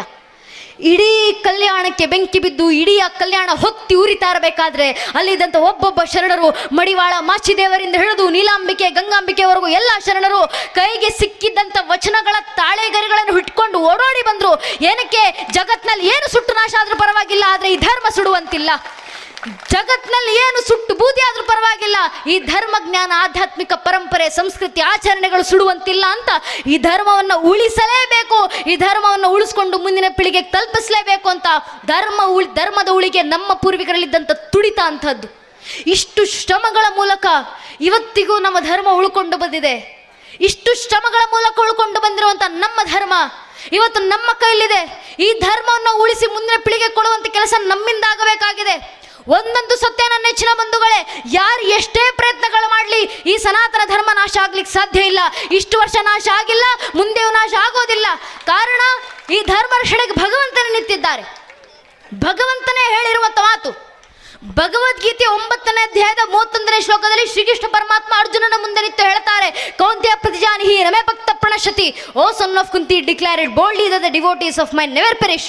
ಅರ್ಥಾತ್ ಕುಂತ್ಯ ಪುತ್ರ ಅರ್ಜುನ ಕೌಂತೆಯ, ಜಗತ್ತಿನ ಮುಂದೆ ಘಂಟಾಘೋಷವಾಗಿ ಸಾರಿಬಿಡು, ಈ ಸನಾತನ ಧರ್ಮದ ನಾಶ ಯಾರಿಂದಲೂ ಸಾಧ್ಯ ಇಲ್ಲ, ಸನಾತನಿ ಹಿಂದೂಗಳ ನಾಶ ಯಾರಿಂದಲೂ ಸಾಧ್ಯ ಇಲ್ಲ. ಕಾರಣ ಧರ್ಮ ರಕ್ಷಣೆಗೆ, ಸನಾತನ ಧರ್ಮ ರಕ್ಷಣೆಗೆ ಯಾರು ನಿಂತಿದ್ದಾರೆ? ಅರ್ಜುನ ಭಗವದ್ಗೀತೆ 11ನೇ ಅಧ್ಯಾಯದ ವಿಶ್ವರೂಪ ಸಂದರ್ಶನದಲ್ಲಿ ಕೃಷ್ಣರ ಮುಂದೆ ನಿಂತು ಹೇಳ್ತಾರೆ, ತ್ವಮೇವ ಸನಾತನ ಧರ್ಮಗೋಪ್ತ, ಸನಾತನ ಧರ್ಮದ ಶಾಶ್ವತ ರಕ್ಷಕ ಅಂತ ಯಾರಾದ್ರೂ ಇದ್ರೆ ಅದು ನೀನೊಬ್ಬನೇ ಕೃಷ್ಣ ಪರಮಾತ್ಮ, ನೀವೇ ಧರ್ಮ ರಕ್ಷಣೆಯನ್ನ ಮಾಡಬೇಕು. ಮತ್ ಧರ್ಮ ರಕ್ಷಣೆ ಮಾಡ್ಲಿಕ್ಕೆ ನಾನು ಇದ್ದೀನಿ ಅಂತ ಹೇಳಿದ ಮಾತ್ಯಾರು? ಭಗವಂತ ಕೊಟ್ಟ ಧ್ವಜ ಭಗವದ್ಧ್ವಜ, ಭಗವಂತ ಕೊಟ್ಟ ಗೀತೆ ಭಗವದ್ಗೀತೆ, ಎರಡರ ರಕ್ಷಣೆಗೆ ಭಗವಂತ ನಿಂತಿದ್ದಾರೆ ಅಂತ ಹೇಳಿದ ಮಾತ್ಯಾರು? ಸಾಮಾನ್ಯರಲ್ಲ, ನಾನು ಹೇಳ್ತಿರೋದಲ್ಲ, ಶ್ರೀಕೃಷ್ಣ ಪರಮಾತ್ಮನೇ ಹೇಳಿದಂಥ ಮಾತು. ನೀವು ಬೇರೆ ಬೇರೆ ಮತದ ಗ್ರಂಥಗಳನ್ನು ಹುಡುಕಿ ನೋಡಿ, ಬೇರೆ ಬೇರೆ ಮತಪಂಥಗಳ ಗ್ರಂಥಗಳನ್ನು ಓದ್ತಾ ಇರಬೇಕಾದ್ರೆ ನಮ್ಗೆ ಅರ್ಥ ಆಗುತ್ತೆ. ಒಂದು ಮತದ ಗ್ರಂಥದಲ್ಲಿ ಬರೀತಾರೆ, ನಾನು ಭಗವಂತನ ಸಂತಾನ, ನಾನು ಭಗವಂತನ ಮಗ. ಇನ್ನೊಂದು ಮತದ ಗ್ರಂಥದಲ್ಲಿ ಬರೀತಾರೆ, ನಾನು ಭಗವಂತನ ಸಂದೇಶವನ್ನು ತಂದಿರುವವನು. ಆದರೆ ನನ್ನ ಸನಾತನ ಧರ್ಮದಲ್ಲಿ ಮಾತ್ರ ಭಗವದ್ಗೀತೆ 11ನೇ ಅಧ್ಯಾಯದ ವಿಶ್ವರೂಪ ಸಂದರ್ಶನದಲ್ಲಿ ಶ್ರೀಕೃಷ್ಣ ಪರಮಾತ್ಮ ಅರ್ಜುನನ ಮುಂದೆ ನಿಂತು ಘಂಟಾಘೋಷವಾಗಿ ಸಾರಿದ್ರು, ಅಹಮಾತ್ಮ ಗುದಾಕೇಶ ಸರ್ವಭೂತಾಶೇ ಸ್ಥಿತ ಅಮಾದಿಶ್ಯ ಮಧ್ಯಂಚ ಭೂತಾನಮಂತೇವ ಚ. ಅರ್ಜುನ, ಆದಿಯೂ ನಾನೇ, ಅಂತ್ಯವೂ ನಾನೇ, ಭೂತಕಾಲವೂ ನಾನೇ, ಭವಿಷ್ಯತ್ ಕಾಲವೂ ನಾನೇ, ಪ್ರಸ್ತುತ ಕಾಲವೂ ನಾನೇ. ಜಗತ್ತಿನ ಪ್ರಕೃತಿಯ ಅಣು ರೇಣು ತೃಣ ಕಾಷ್ಟೆ ಕಣ ಕಣದಲ್ಲೂ ವಾಸಿಸುವಂತ ಆತ್ಮಗಳನ್ನು ನಿಗ್ರಹಿಸುವಂತ ಪರಮಾತ್ಮ ಭಗವಂತ ಅಂತ ಜಗತ್ತಿನಲ್ಲಿ ಯಾರಾದ್ರೂ ಇದ್ರೆ ಆದ್ರೂ ನಾನೊಬ್ಬನೇ ಕೃಷ್ಣ ಪರಮಾತ್ಮ, ಇದನ್ನ ಜಗತ್ತಿಗೆ ಘಂಟಾಘೋಷವಾಗಿ ಸಾರಿಬಿಡು ಅಂತ ನಾನೇ ಭಗವಂತ ಅಂತ ಒಪ್ಪಿಕೊಂಡಂತ ಏಕೈಕ ಧರ್ಮ ಜಗತ್ತಿನಲ್ಲಿದ್ರೆ ಅದು ನನ್ನ ಸನಾತನ ಹಿಂದೂ ಧರ್ಮ ಮಾತ್ರ. ಈ ಧರ್ಮದ ಹಿರಿಮೆ ಅಂತದ್ದು. ಭಗವಂತನೇ ಹೇಳಿದ್ದಾರೆ ಧರ್ಮ ರಕ್ಷಣೆಗೆ ನಾನು ನಿಂತಿದ್ದೀನಿ ಅಂತ. ಅಂತ ಭಗವಂತನೇ ಧರ್ಮ ರಕ್ಷಣೆ ನಿಂತಿರ್ಬೇಕಾದ್ರೆ ನಾ ಮಾಡ್ಬೇಕಾಗಿರೋ ಕೆಲಸ ಭಗವಂತನಿಗೆ ಜಯವನ್ನ ತಂದುಕೊಟ್ರೆ ಸಾಕು. ನಮ್ಮ ಮನೆಗಳಲ್ಲಿ ಭಗವಂತ ಧರ್ಮ ರಕ್ಷಣೆ ಮಾಡ್ತಾನೆ ಬಿಡು ಅಂತ ನಾವು ನಿರ್ಲಕ್ಷ್ಯತನ ವಹಿಸಿ ಕೂರೋದಲ್ಲ. ಈ ಧರ್ಮದಲ್ಲಿ ಹುಟ್ಟಿದೀವಿ ಅಂದ್ರೆ ಧರ್ಮಕ್ಕೋಸ್ಕರ ಕೆಲಸ ಮಾಡೋದು ನಮ್ಮೆಲ್ಲರ ಜವಾಬ್ದಾರಿ. ಹಾಗೆ ನೋಡ್ತಿದ್ರೆ ಧರ್ಮದಲ್ಲಿ ಹುಟ್ಟಿರೋದು ಸಾಮಾನ್ಯ ವಿಚಾರ ಅಲ್ಲ. ನಾವೆಲ್ಲ ಹಿಂದೂಗಳಂತ ಕೂತಿದ್ದೀವಿ, ಸಾಮಾನ್ಯ ಅನ್ಕೊಂಡಿದ್ದೀವ ನನ್ನ ನೆಚ್ಚಿನ ಬಂಧುಗಳೇ. ನಮ್ಮ ಪೂರ್ವಿಕರು ಬರೀತಾರಲ್ಲ, ವಿಷ್ಣು ಪುರಾಣದಲ್ಲಿ ಹೇಳ್ತಾರೆ, ಗಾಯಂತಿ ದೇವ ಕಿಲ ಗೀತೆ ಕಾಣಿಗೆ ಧನ್ಯೋಸುತ್ತೆ ಭಾರತ ಭೂಮಿ ಭಾಗೆ ಸ್ವರ್ಗಾಪವರ್ಗ ಸಮಗ ಮಾರ್ಗ ಭೂತ ಭವಂತಿ ಭೂಯ ಪುರುಷಾಸುರತ್ವಾತ್. ನಮ್ಮ ಪೂರ್ವಿಕರು ಬರೋದ್ರು ಶಾಸ್ತ್ರಗಳಲ್ಲಿ ಏನಂತ, ಹಿಂದೂ ಧರ್ಮದಲ್ಲಿ ಹುಟ್ಟಬೇಕಂದ್ರೆ 7 ಜನ್ಮದ ಪುಣ್ಯ ಮಾಡಿರ್ಬೇಕು, ಈ ಧರ್ಮದಲ್ಲಿ ಹುಟ್ಟಿದ ನಂತರ ನಾನೊಬ್ಬ ಹಿಂದೂ ಅಂತ ಹೇಳ್ಕೊಂಡು ತಿರ್ಗಾಡ್ಲಿಕ್ಕೂ ಯೋಗ್ಯತೆ ಇರಬೇಕು ಅಂತ ನಮ್ಮ ಪೂರ್ವಿಕರು ಬರೀತಾ ಇದ್ರು. ಅಂತ ಶ್ರೇಷ್ಠ ಧರ್ಮದಲ್ಲಿ ನಾವು ಹುಟ್ಟಿದ್ದೀವಿ ಅಂದ ಮೇಲೆ ನಮ್ಮ ಜವಾಬ್ದಾರಿ ಈ ಧರ್ಮವನ್ನು ಹೀಗೆ ಉಳಿಸ್ಕೊಂಡು ಮುಂದಿನ ಪೀಳಿಗೆಗೆ ತಲುಪಿಸೋದು. ನಮಗೆ ಅರ್ಥ ಆಗಬೇಕು ನಮ್ಮ ಪರಂಪರೆ, ನಮಗೆ ಅರ್ಥ ಆಗಬೇಕು ಈ ಧರ್ಮದಲ್ಲಿ ಹುಟ್ಟಿದ್ದೀವಿ ಅಂದ್ರೆ ಎಷ್ಟು ಹಿರಿಮೆಯ ವಿಚಾರ ಅದು. ನಮ್ಮನ್ನು ನಾವು ಹಿಂದೂಗಳಂತ ಹೇಳ್ಕೊಂಡು ತಿರ್ಗಾಡ್ತೀವಿ, ಕಾಟಾಚಾರಕ್ಕಲ್ಲ. ಹಣೆ ಮೇಲೆ ಕುಂಕುಮ ತಿಲಕ ವಿಭೂತಿಯನ್ನು ಇಟ್ಕೊಂಡು ತಿರ್ಗಾಡ್ತೀವಿ, ಸಾಮಾನ್ಯದಲ್ಲ. ಹಣೆ ಮೇಲೆ ಇಡುವಂಥ ಕುಂಕುಮ ಒಂದು ಸಂಕೇತ. ತಾಯಿಂದ್ರು ನಮ್ಮ ಹೆಣ್ಮಕ್ಳಿಗೆ ಹೇಳ್ಕೊಡ್ಬೇಕು ಏನಕ್ಕೆ ಹಣೆಗೆ ಕುಂಕುಮ ಇಡ್ತೀವಿ. ನೀವು ಯೋಚನೆ ಮಾಡಿ ನೋಡಿ, ನಮ್ಮ ಮನೆಯಲ್ಲಿ ವೃದ್ಧರಾದಂಥ ಅಜ್ಜಿ ಇರ್ತಾರೆ. ವೃದ್ಧರು ಹಣೆಗೆ ಕುಂಕುಮ ಬೆಳೆದಿರ್ತಾರ. ಅಜ್ಜಿ ನಮ್ಮ ಮನೇಲಿರೋರು ಎಷ್ಟು ದೊಡ್ಡ ಕುಂಕುಮ, ನೀವು ದೂರದಿಂದ ನಿಂತು ನೋಡಿದ್ರು ಕೂಡ ಅವರ ಹಣೆಯಲ್ಲಿರುವಂಥ ಕುಂಕುಮ ಪ್ರಜ್ವಲಿಸ್ತಾ ಇರೋದು ಕಣ್ಣಿಗೆ ತಾಗುತ್ತೆ. ವಿಭೂತಿ ಬೆಳೆದಿರ್ತಾರೆ. ಅದೇ ಮನೆಯಲ್ಲಿರುವಂಥ ನಮ್ಮ ವಯಸ್ಸಿನ ನಮ್ಮ ತಲೆಮಾರಿನ ಹೆಣ್ಮಕ್ಳನ್ನು ನೋಡಿ, ಅನೇಕ ಹೆಣ್ಮಕ್ಳು ಸಣ್ಣದಾಗ ಒಂದು ಬಟ್ಟನ್ನು ಇಟ್ಟಿರ್ತಾರೆ ಹಣೆಗೆ. ಕತ್ಲೆ ಆದರೆ ಹಣೆಯಲ್ಲಿ ಏನಾದರೂ ಇಟ್ಟಿದ್ದಾರ ಅಂತ ಕೂಡ ಗೊತ್ತಾಗೋದಿಲ್ಲ, ಅಷ್ಟು ಸಣ್ಣದಾಗ ಕುಂಕುಮ ಇಡೋದು. ಕುಂಕುಮ ಹಣೆಯಲ್ಲಿ ಇಡಬೇಕು. ಯಾಕೆ ಇಡಬೇಕು ಹಣೆಗೆ ಕುಂಕುಮ? ದೇವಿ ಪುರಾಣದಲ್ಲಿ ಬರೀತಾರೆ, ಶುಂಭ ನಿಶುಂಭ ಎಂಬ ಇಬ್ಬರು ರಾಕ್ಷಸರು ತಾಯಿ ಜಗದಂಬೆಯನ್ನ ಕೆಟ್ಟ ದೃಷ್ಟಿಯಿಂದ ನೋಡದಂಥ ಸಂದರ್ಭದಲ್ಲಿ ತಾಯಿ ಜಗನ್ಮಾತೆ ಶಾಂಭವಿ ಅವತಾರವನ್ನು ತಾಳಿ ನಿಂತು ಶುಂಭ ನಿಶುಂಭ ರಾಕ್ಷಸರ ಸಂಹಾರವನ್ನು ಮಾಡಿ ಆ ರಾಕ್ಷಸರ ರಕ್ತವನ್ನು ತೆಗೆದು ತನ್ನ ಹಣೆಗೆ ಕುಂಕುಮವಾಗಿ ಇಟ್ಕೊಂತಾರಂತೆ. ಅದರ ಪ್ರತೀಕವಾಗಿ ಇವತ್ತಿಗೂ ನಮ್ಮ ಹೆಣ್ಮಕ್ಳ ಹಣೆಗೆ ಕುಂಕುಮ ಇಡ್ತಾರೆ. ಏನಕ್ಕೆ? ಎದುರಿಗೆ ಬರುವಂಥ ಗಂಡಸರಿಗೆ ಎಚ್ಚರಿಕೆಯನ್ನು ನೀಡಲಿಕ್ಕೆ. ಒಂದು, ನಿನ್ನನ್ನು ಜಗದಂಬೆ ಸ್ಥಾನದಲ್ಲಿ ತಾಯಿಯ ಸ್ಥಾನದಲ್ಲಿಟ್ಟು ಗೌರವಿಸು. ಅಕಸ್ಮಾತ್ ಕೆಟ್ಟ ದೃಷ್ಟಿಯಿಂದ ನೋಡಿದ್ರೆ ಶುಂಭ ನಿಶುಂಭರಿಗೆ ಬಂದಂಥ ಪರಿಸ್ಥಿತಿಯೇ ನಿನಗೂ ಬರೋದು ಅಂತ ಎಚ್ಚರಿಕೆ ಗಂಟೆಯನ್ನು ನೀಡ್ಲಿಕ್ಕೆ ನಮ್ಮ ಹೆಣ್ಮಕ್ಳ ಹಣೆಗೆ ಕುಂಕುಮ ಇಡಬೇಕು ಅಂತ. ಜೀವಂತ ದುರ್ಗೆಯರಂತೆ ಕಾಣಿಸ್ಲಿ ನಮ್ಮ ಹೆಣ್ಮಕ್ಳು ಅಂತ ಹಣೆಗೆ ಕುಂಕುಮ ಇಡೋದನ್ನ ನಾವು ಹೇಳ್ಕೊಟ್ವಿ ನಮ್ಮ ಹೆಣ್ಮಕ್ಳಿಗೆ. ಆ ಜೀವಂತ ದುರ್ಗೆಯ ಸತ್ವ ನಮ್ಮಲ್ಲಿ ಬರ್ಬೇಕಂದ್ರೆ ನಮ್ಮ ಹೆಣ್ಮಕ್ಳ ಹಣೆಗೆ ಸ್ವಾಭಿಮಾನದಿಂದ ಕುಂಕುಮ ಇಡಬೇಕು. ಆ ಕುಂಕುಮ ಹೆಣ್ಮಕ್ಳು ಮಾತ್ರ ಅಲ್ಲ, ಮನೆಯಲ್ಲಿರುವಂಥ ಒಬ್ಬೊಬ್ಬ ಹಿಂದೂ ಕೂಡ ಹಣೆಗೆ ಕುಂಕುಮ ತಿಲಕ ವಿಭೂತಿ ಇಡ್ಲೇಬೇಕು. ಯಾಕೆ? ಅದೊಂದು ಸಂಕೇತ. ಯಾವುದರ ಸಂಕೇತ? ಹಣೆಗಿಡುವಂಥ ತಿಲಕ. ಕವಿಗಳು ಹೇಳ್ತಾರಲ್ಲ, ಏ ಹೇ ದೇಕೋ ರಾಜಪುತಾನ ನಾಜಿಸೆ ತಲವಾರೋं पे इसने अपना जीवन काटा भर्जी तीर कटारों पे कूद पड़ी थी यहाँ हजारों पद्मिनी अंगारों पे इस मिट्टी का कण कण कह रहा कुर्बानी की गाता इस मिट्टी से तिलक करो ये धरती है बलिदानों की ಅಂತ ಕವಿಗಳು ಬರೆದ್ರಲ್ಲ, ಅಂತ ಬಲಿದಾನಿಗಳ ಮಣ್ಣನ್ನು ಸಂಕೇತಿಸಲಿಕ್ಕೆ ನಾವು ಹಣೆಗೆ ತಿಲಕ ಇಡ್ತಾ ಇರೋದು. ನಮ್ಮ ಮೇಲಾದಂಥ ಸಾವಿರಾರು ವರ್ಷಗಳ ದಾಳಿಯ ನಂತರವು, ನೂರಾರು ಜನಾಂಗಗಳ ಆಕ್ರಮಣಗಳ ನಂತರವು, ಅಸಂಖ್ಯ ಕಷ್ಟ ನಷ್ಟಗಳ ನಡುವೆಯೂ ಇವತ್ತಿಗೂ ತಲೆ ಎತ್ತಿ ತನುವೆತ್ತಿ ನಿಂತಿರುವಂಥ, ಮೃತ್ಯುವನ್ನು ಮಣಿಸಿ ಜೀವಿಸ್ತಾ ಇರುವಂಥ ಮೃತ್ಯುಂಜಯ ಸನಾತನ ಹಿಂದೂ ಧರ್ಮದ ಕ್ಷತ್ರಿಯ ಪರಂಪರೆ ಸಂಕೇತವಾಗಿ ಹಣೆಗೆ ತಿಲಕ ಇಡೋದು. ಆದ್ರಿಂದ ಹಣೆಗೆ ಕುಂಕುಮ ತಿಲಕ ಇಡಬೇಕಾದ್ರೆ ಸ್ವಾಭಿಮಾನದಿಂದ ಇಡಿ ಅಂತ ನಮ್ಮ ಪೂರ್ವಿಕರು ಹೇಳಿಕೊಟ್ರು. ಆ ಸ್ವಾಭಿಮಾನ ನಮ್ಮಲ್ಲಿ ಬರಬೇಕು. ಸ್ವಾಭಿಮಾನ ಬರೋದು ಯಾವಾಗ? ನಮ್ಮ ಇತಿಹಾಸದ ಪರೀಕ್ಷೆ ನಮಗಾದಾಗ. ಇವತ್ತು ಹಿಂದೂಗಳ ಸ್ವಾಭಿಮಾನ ಬರಬೇಕಂದ್ರೆ ನಮ್ಮ ಇತಿಹಾಸದ ಪರಿಚಯ ಆಗಬೇಕು. ನಮ್ಮಲ್ಲಿ ಹರಿತಾ ಇರುವಂತ ರಕ್ತದ ಪರಿಚಯ ನಮ್ಗಾಗಬೇಕಾಗಿದೆ. ನಮ್ಮಲ್ಲಿ ಹರಿತಾ ಇರುವಂತ ರಕ್ತದ ಪರಿಚಯ ಯಾವುದು? ಹಿಂದೂಗಳ ಪರಿಚಯ ಯಾವುದು? ಅಟಲ್ ಬಿಹಾರಿ ವಾಜಪೇಯಿ ಅವರು ಹೇಳ್ತಾರಲ್ಲ, ಹಿಂದೂಗಳ ಪರಿಚಯ, मैं शंकर का वह क्रोधा ललकर सकता जग को क्षार क्षार, मैं डमरू का वह प्रलयंकार ध्वनि जिसमें नचता भीषण संहार, मैं माँ दुर्गा का उन्मत्तहास, मैं माँ काली का शस्त्राभ्यास, मैं यम की प्रलयंकारी पुकार, अगर अंतरतम की अग्नि से जगती में आग लगा दूं मैं, यदि दद कुटे जड़ सलांबर जड़ चेतन तो कैसा विस्मय, हिंदू तन मन हिंदू जीवन रग रग हिंदू मेरा ಪರಿಚಯ ಅಂತ ವಾಜಪೇಯಿ ಅವರು ಕೊಟ್ಟಂತ ಹಿಂದೂಗಳ ಪರಿಚಯ. ಆ ಹಿಂದೂಗಳ ರಕ್ತದ ಪರಿಚಯ ನಮಗಾಗಬೇಕು. ನಮ್ಮಲ್ಲಿ ಹರಿತಾ ಇರುವಂಥ ರಕ್ತದ ಪರಿಚಯ, ಆ ಸ್ವಾಭಿಮಾನ ಹಿಂದೂಗಳಲ್ಲಿ ಬಂದಾಗ ಹಿಂದೂ ಧರ್ಮದ ಜಾಗೃತಿ ಆಗುತ್ತೆ. ನನ್ನ ನೆಚ್ಚಿನ ಬಂಧುಗಳೇ, ಈ ಜಾಗೃತಿ ನಮ್ಮಲ್ಲಿ ಬರಬೇಕು. ಈ ಜಾಗೃತಿ ಬರೋದ್ರ ಜೊತೆಗೆ ಧರ್ಮದ ಕಾರ್ಯವನ್ನು ಮುಂದುವರಿಸಬೇಕು ನಾವು. ಈ ಜಾಗೃತಿ ವಿಶೇಷವಾಗಿ ನಮ್ಮನೆ ಹೆಣ್ಮಕ್ಳಲ್ಲಿ ಬರಬೇಕು. ಬಹಳ ಜನ ಹೆಣ್ಮಕ್ಳು ಸೇರಿದ್ದೀರಾ, ಯುವತಿಯರು ಸೇರಿದ್ದೀರಾ, ದಯವಿಟ್ಟು ಅರ್ಥ ಮಾಡ್ಕೊಳ್ಳಿ. ಧರ್ಮ ರಕ್ಷಣೆ ಯಾರಿಂದಾದ್ರೂ ಆಗುತ್ತೆ ಅಂದರೆ ಆ ತಾಯಿ ದುರ್ಗೆ ಸ್ವರೂಪವಾಗಿರುವಂಥ ನೀವು ಹೆಣ್ಮಕ್ಳಿಂದಲೇ ಆಗೋದು. ನಮ್ಮ ಹೆಣ್ಣುಮಕ್ಕಳನ್ನ ಬೆಳೆಸಿದ್ವಿ ಧರ್ಮ ಜಾಗೃತಿಗೆ. ಯಾವ ರೀತಿ ಬೆಳೆಸಿದ್ರಿ? ನಾನು ಈ ಕ್ಷಣ ನಿಮ್ಮ ಮುಂದೆ ನಿಂತ್ಕೊಂಡು ಒಮ್ಮೆ ಮೊಘಲರ ರಾಣಿಯರನ್ನ ನೆನಪಿಸ್ಕೊಳ್ಳಿ ಅಂದರೆ ನಮ್ಮ ಕಣ್ಮುಂದೆ ಯಾವ ಭಾವಚಿತ್ರ ಬರ್ಬೋದು? ಕೈಯಲ್ಲೊಂದು ಗುಲಾಬಿ ಹಿಡ್ಕೊಂಡು ಅಂತಃಪುರದಲ್ಲಿ ತನ್ನ ಪಾಡಿಗೆ ತಾನು ಕೂತಿರುವಂಥ ಹೆಣ್ಣುಮಗಳ ನೆನಪಾಗ್ಬೋದು ನಮಗೆ. ನಾನು ಈ ಕ್ಷಣ ನಿಮ್ಮ ಮುಂದೆ ನಿಂತು ಒಮ್ಮೆ ಬ್ರಿಟಿಷರ ರಾಣಿಯರನ್ನ ನೆನಪಿಸ್ಕೊಳ್ಳಿ ಅಂದರೆ ನಮ್ಮ ಕಣ್ಮುಂದೆ ಯಾವ ಭಾವಚಿತ್ರ ಕಣ್ಣಿಗೆ ಬರ್ಬೋದು? ಅಲಂಕಾರ ಮಾಡಿಕೊಂಡು ವಜ್ರ ವೈಡೂರ್ಯಗಳನ್ನು ತೊಟ್ಟು ತನ್ನ ಪಾಡಿಗೆ ತನ್ನ ಅರಮನೆಯಲ್ಲಿ ಕೂತಿರುವಂಥ ಹೆಣ್ಮಗಳ ನೆನಪಾಗ್ಬೋದು ನಮಗೆ. ಅದೇ ಭಾವಚಿತ್ರ ಬರೋದು. ಅದೇ ನಾನು ಈ ಕ್ಷಣ ನಿಮ್ಮ ಮುಂದೆ ನಿಂತ್ಕೊಂಡು ಒಮ್ಮೆ ಹಿಂದೂ ಧರ್ಮದ ಹಿಂದೂ ರಾಣಿಯರನ್ನು ನೆನಪಿಸ್ಕೊಳ್ಳಿ ಅಂದರೆ ನಮ್ಮ ಕಣ್ಣು ಮುಂದೆ ಅಲಂಕಾರ ಮಾಡಿಕೊಂಡು ಗುಲಾಬಿ ಹಿಡ್ಕೊಂಡು ಅರಮನೆ ಅಂತಃಪುರದಲ್ಲಿ ತನ್ನ ಪಾಡಿಗೆ ತಾನು ಕೂತಿರುವಂಥ ಹೆಣ್ಣು ಮಗಳ ನೆನಪಾಗೋದಿಲ್ಲ. ಬದಲಿಗೆ ಕಚ್ಚೆ ಸೀರೆನ ತೊಟ್ಟು ಕೈಲಿ ಬಿಚ್ಚುಗತ್ತೆಯನ್ನು ಹಿಡಿದು ಟ್ಯಾಕರೆ ಕತ್ತನ್ನು ಕತ್ತರಿಸಿ ತನ್ನ ಅಗಸಿ ಬಾಗಿಲಿಗೆ ತನ್ನೇ ತಾಕಿ ತಾಕತ್ತಿದ್ರೆ ಯುದ್ಧಕ್ಕೆ ಬನ್ನಿ ಅಂತ ಬ್ರಿಟಿಷರ ವಿರುದ್ಧ ಗರ್ಜಿಸಿದಂಥ ಕಿತ್ತೂರಿನ ರಾಣಿ ಚೆನ್ನಮ್ಮನಂತ ಹೆಣ್ಣು ಮಕ್ಕಳ ನೆನಪಾಗ್ತಾರೆ ನಮಗೆ. ಈ ಧರ್ಮದಲ್ಲಿ ನಾವು ಹೆಣ್ಣು ಮಕ್ಕಳನ್ನು ತಯಾರು ಮಾಡಿದಂಥ ರೀತಿ ಅಂಥದ್ದು. ಈ ಧರ್ಮದಲ್ಲಿ ಬೆಳೆಸಿದ್ವಿ ನಾವು ಹೆಣ್ಣು ಮಕ್ಕಳನ್ನ ಯಾವ ರೀತಿ? 20 ವರ್ಷ ಅರಿಯದ ಹೆಣ್ಣು ಮಗಳು ಏಕಾಂಗಿಯಾಗಿ ಕೈಯಲ್ಲಿ ಒನಕೆಯನ್ನು ಹಿಡಿದು ನಿಂತು ಹೈದರಾಳಿ ಸೈನಿಕರ ನರಮೇಧವನ್ನು ಮಾಡಿದಂಥ ಒನಕೆ ಓಬವ್ವನಂತ ಹೆಣ್ಣು ಮಕ್ಕಳನ್ನ ತಯಾರು ಮಾಡಿದಂಥ ಧರ್ಮ ನಮ್ಮದು. ನಮ್ಮ ಧರ್ಮದಲ್ಲಿ ಹೆಣ್ಮಕ್ಳು ತಯಾರಾದ್ರು ಎಂತೆಂಥ ರಾಣಿಯರು. ಛತ್ರಪತಿ ಶಿವಾಜಿ ಮಹಾರಾಜರ ನಂತರ ಇಡೀ ಹಿಂದೂ ಸ್ವರಾಜ್ಯ ಸಾಮ್ರಾಜ್ಯ ರಕ್ಷಣೆಗೋಸ್ಕರ ಎದ್ದು ಬಂದಂಥ ಛತ್ರಪತಿ ಶಿವಾಜಿ ಮಹಾರಾಜರ ಮಗ ರಾಜಾರಾಮನ ಪತ್ನಿಯಾದಂಥ ಶಿವಾಜಿ ಮಹಾರಾಜರ ಸೊಸೆ ಮಹಾರಾಣಿ ತಾರಾಬಾಯಿ ಅಂತ ಹೆಣ್ಣು ಮಕ್ಕಳನ್ನು ತಯಾರು ಮಾಡಿದಂಥ ಧರ್ಮ ನಮ್ಮದು. ಯಾವ ಮಹಾರಾಣಿ ತಾರಾಬಾಯಿ ಕೈಯಲ್ಲಿ ಖಡ್ಗವನ್ನು ಹಿಡಿದು ನಿಂತರೆ ಮೊಘಲ್ ವೀರಾದಿ ವೀರರೆಲ್ಲ ರಣರಂಗದಲ್ಲಿ ಮಂಡಿ ಊರಿ ಕೂರ್ತಾ ಇದ್ರು, ಅಂತ ಮಹಾರಾಣಿ ತಾರಾಬಾಯಿ ಹುಟ್ಟಿದಂಥ ಧರ್ಮದಲ್ಲಿ ಇವತ್ತು ನಾವು ಹುಟ್ಟಿದ್ದೀವಿ ಅಂದ ಮೇಲೆ ನಾವು ಹೆಣ್ಮಕ್ಳು ಅರ್ಥ ಮಾಡ್ಕೊಳ್ಬೇಕು. ಎಂಥ ಶ್ರೇಷ್ಠ ಹೆಣ್ಣು ಮಕ್ಕಳ ಕ್ಷಾತ್ರ ಪರಂಪರೆಯಲ್ಲಿ ಇವತ್ತು ನಾವು ಜನಿಸಿದ್ದೀವಿ. ನಮ್ಮ ಮೇಲೆ ಧರ್ಮ ರಕ್ಷಣೆ ಹೊಣೆಗಾರಿಕೆ ಇನ್ನೆಷ್ಟು ಅಗಾಧವಾಗಿದೆ. ನಾವು ಮಾಡಬೇಕಾಗಿರೋ ಕೆಲಸ ಜಾಗೃತಿ.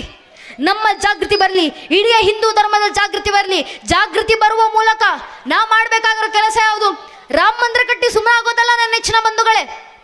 ನಮ್ಮ ಹಿರಿಯರು ಪೂರ್ವಿಕರು ಕರೆಯನ್ನು ಕೊಟ್ಟಿದ್ದಾರೆ. ಮುಂದಿನ ಕೆಲಸ ಅಯೋಧ್ಯ ತೋ ಬಿ ಜಾಕಿ ಹೇ, ಮಥುರಾ ಕಾಶಿ ಬಾಕಿ ಹೇ.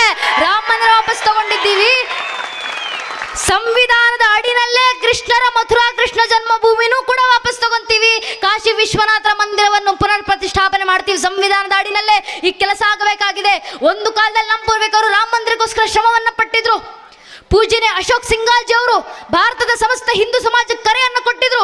ರೋಮ ರೋಮ ಮೇ ರಮೆ ಹುए राम के लिए आओ कार सेवको बनो कार सेवको मिटो कार सेवको अगर समय पड़े तो अयोध्या में बहती सरयू नदी को अपने लहू से लाल करना पड़े तो डरो ना कार सेवको ಅಂತ ಅಶೋಕ್ ಸಿಂಗಾಲ್ಜಿ ಅವರು ಕೊಟ್ಟಂತ ಕರೆ ರೋಮ ರೋಮದಲ್ಲಿ ಜನಿಸಿರುವಂತ ರಾಮರಿಗೋಸ್ಕರ ಬನ್ನಿ ಕಾರ್ ಸೇವಕರಾಗಿ.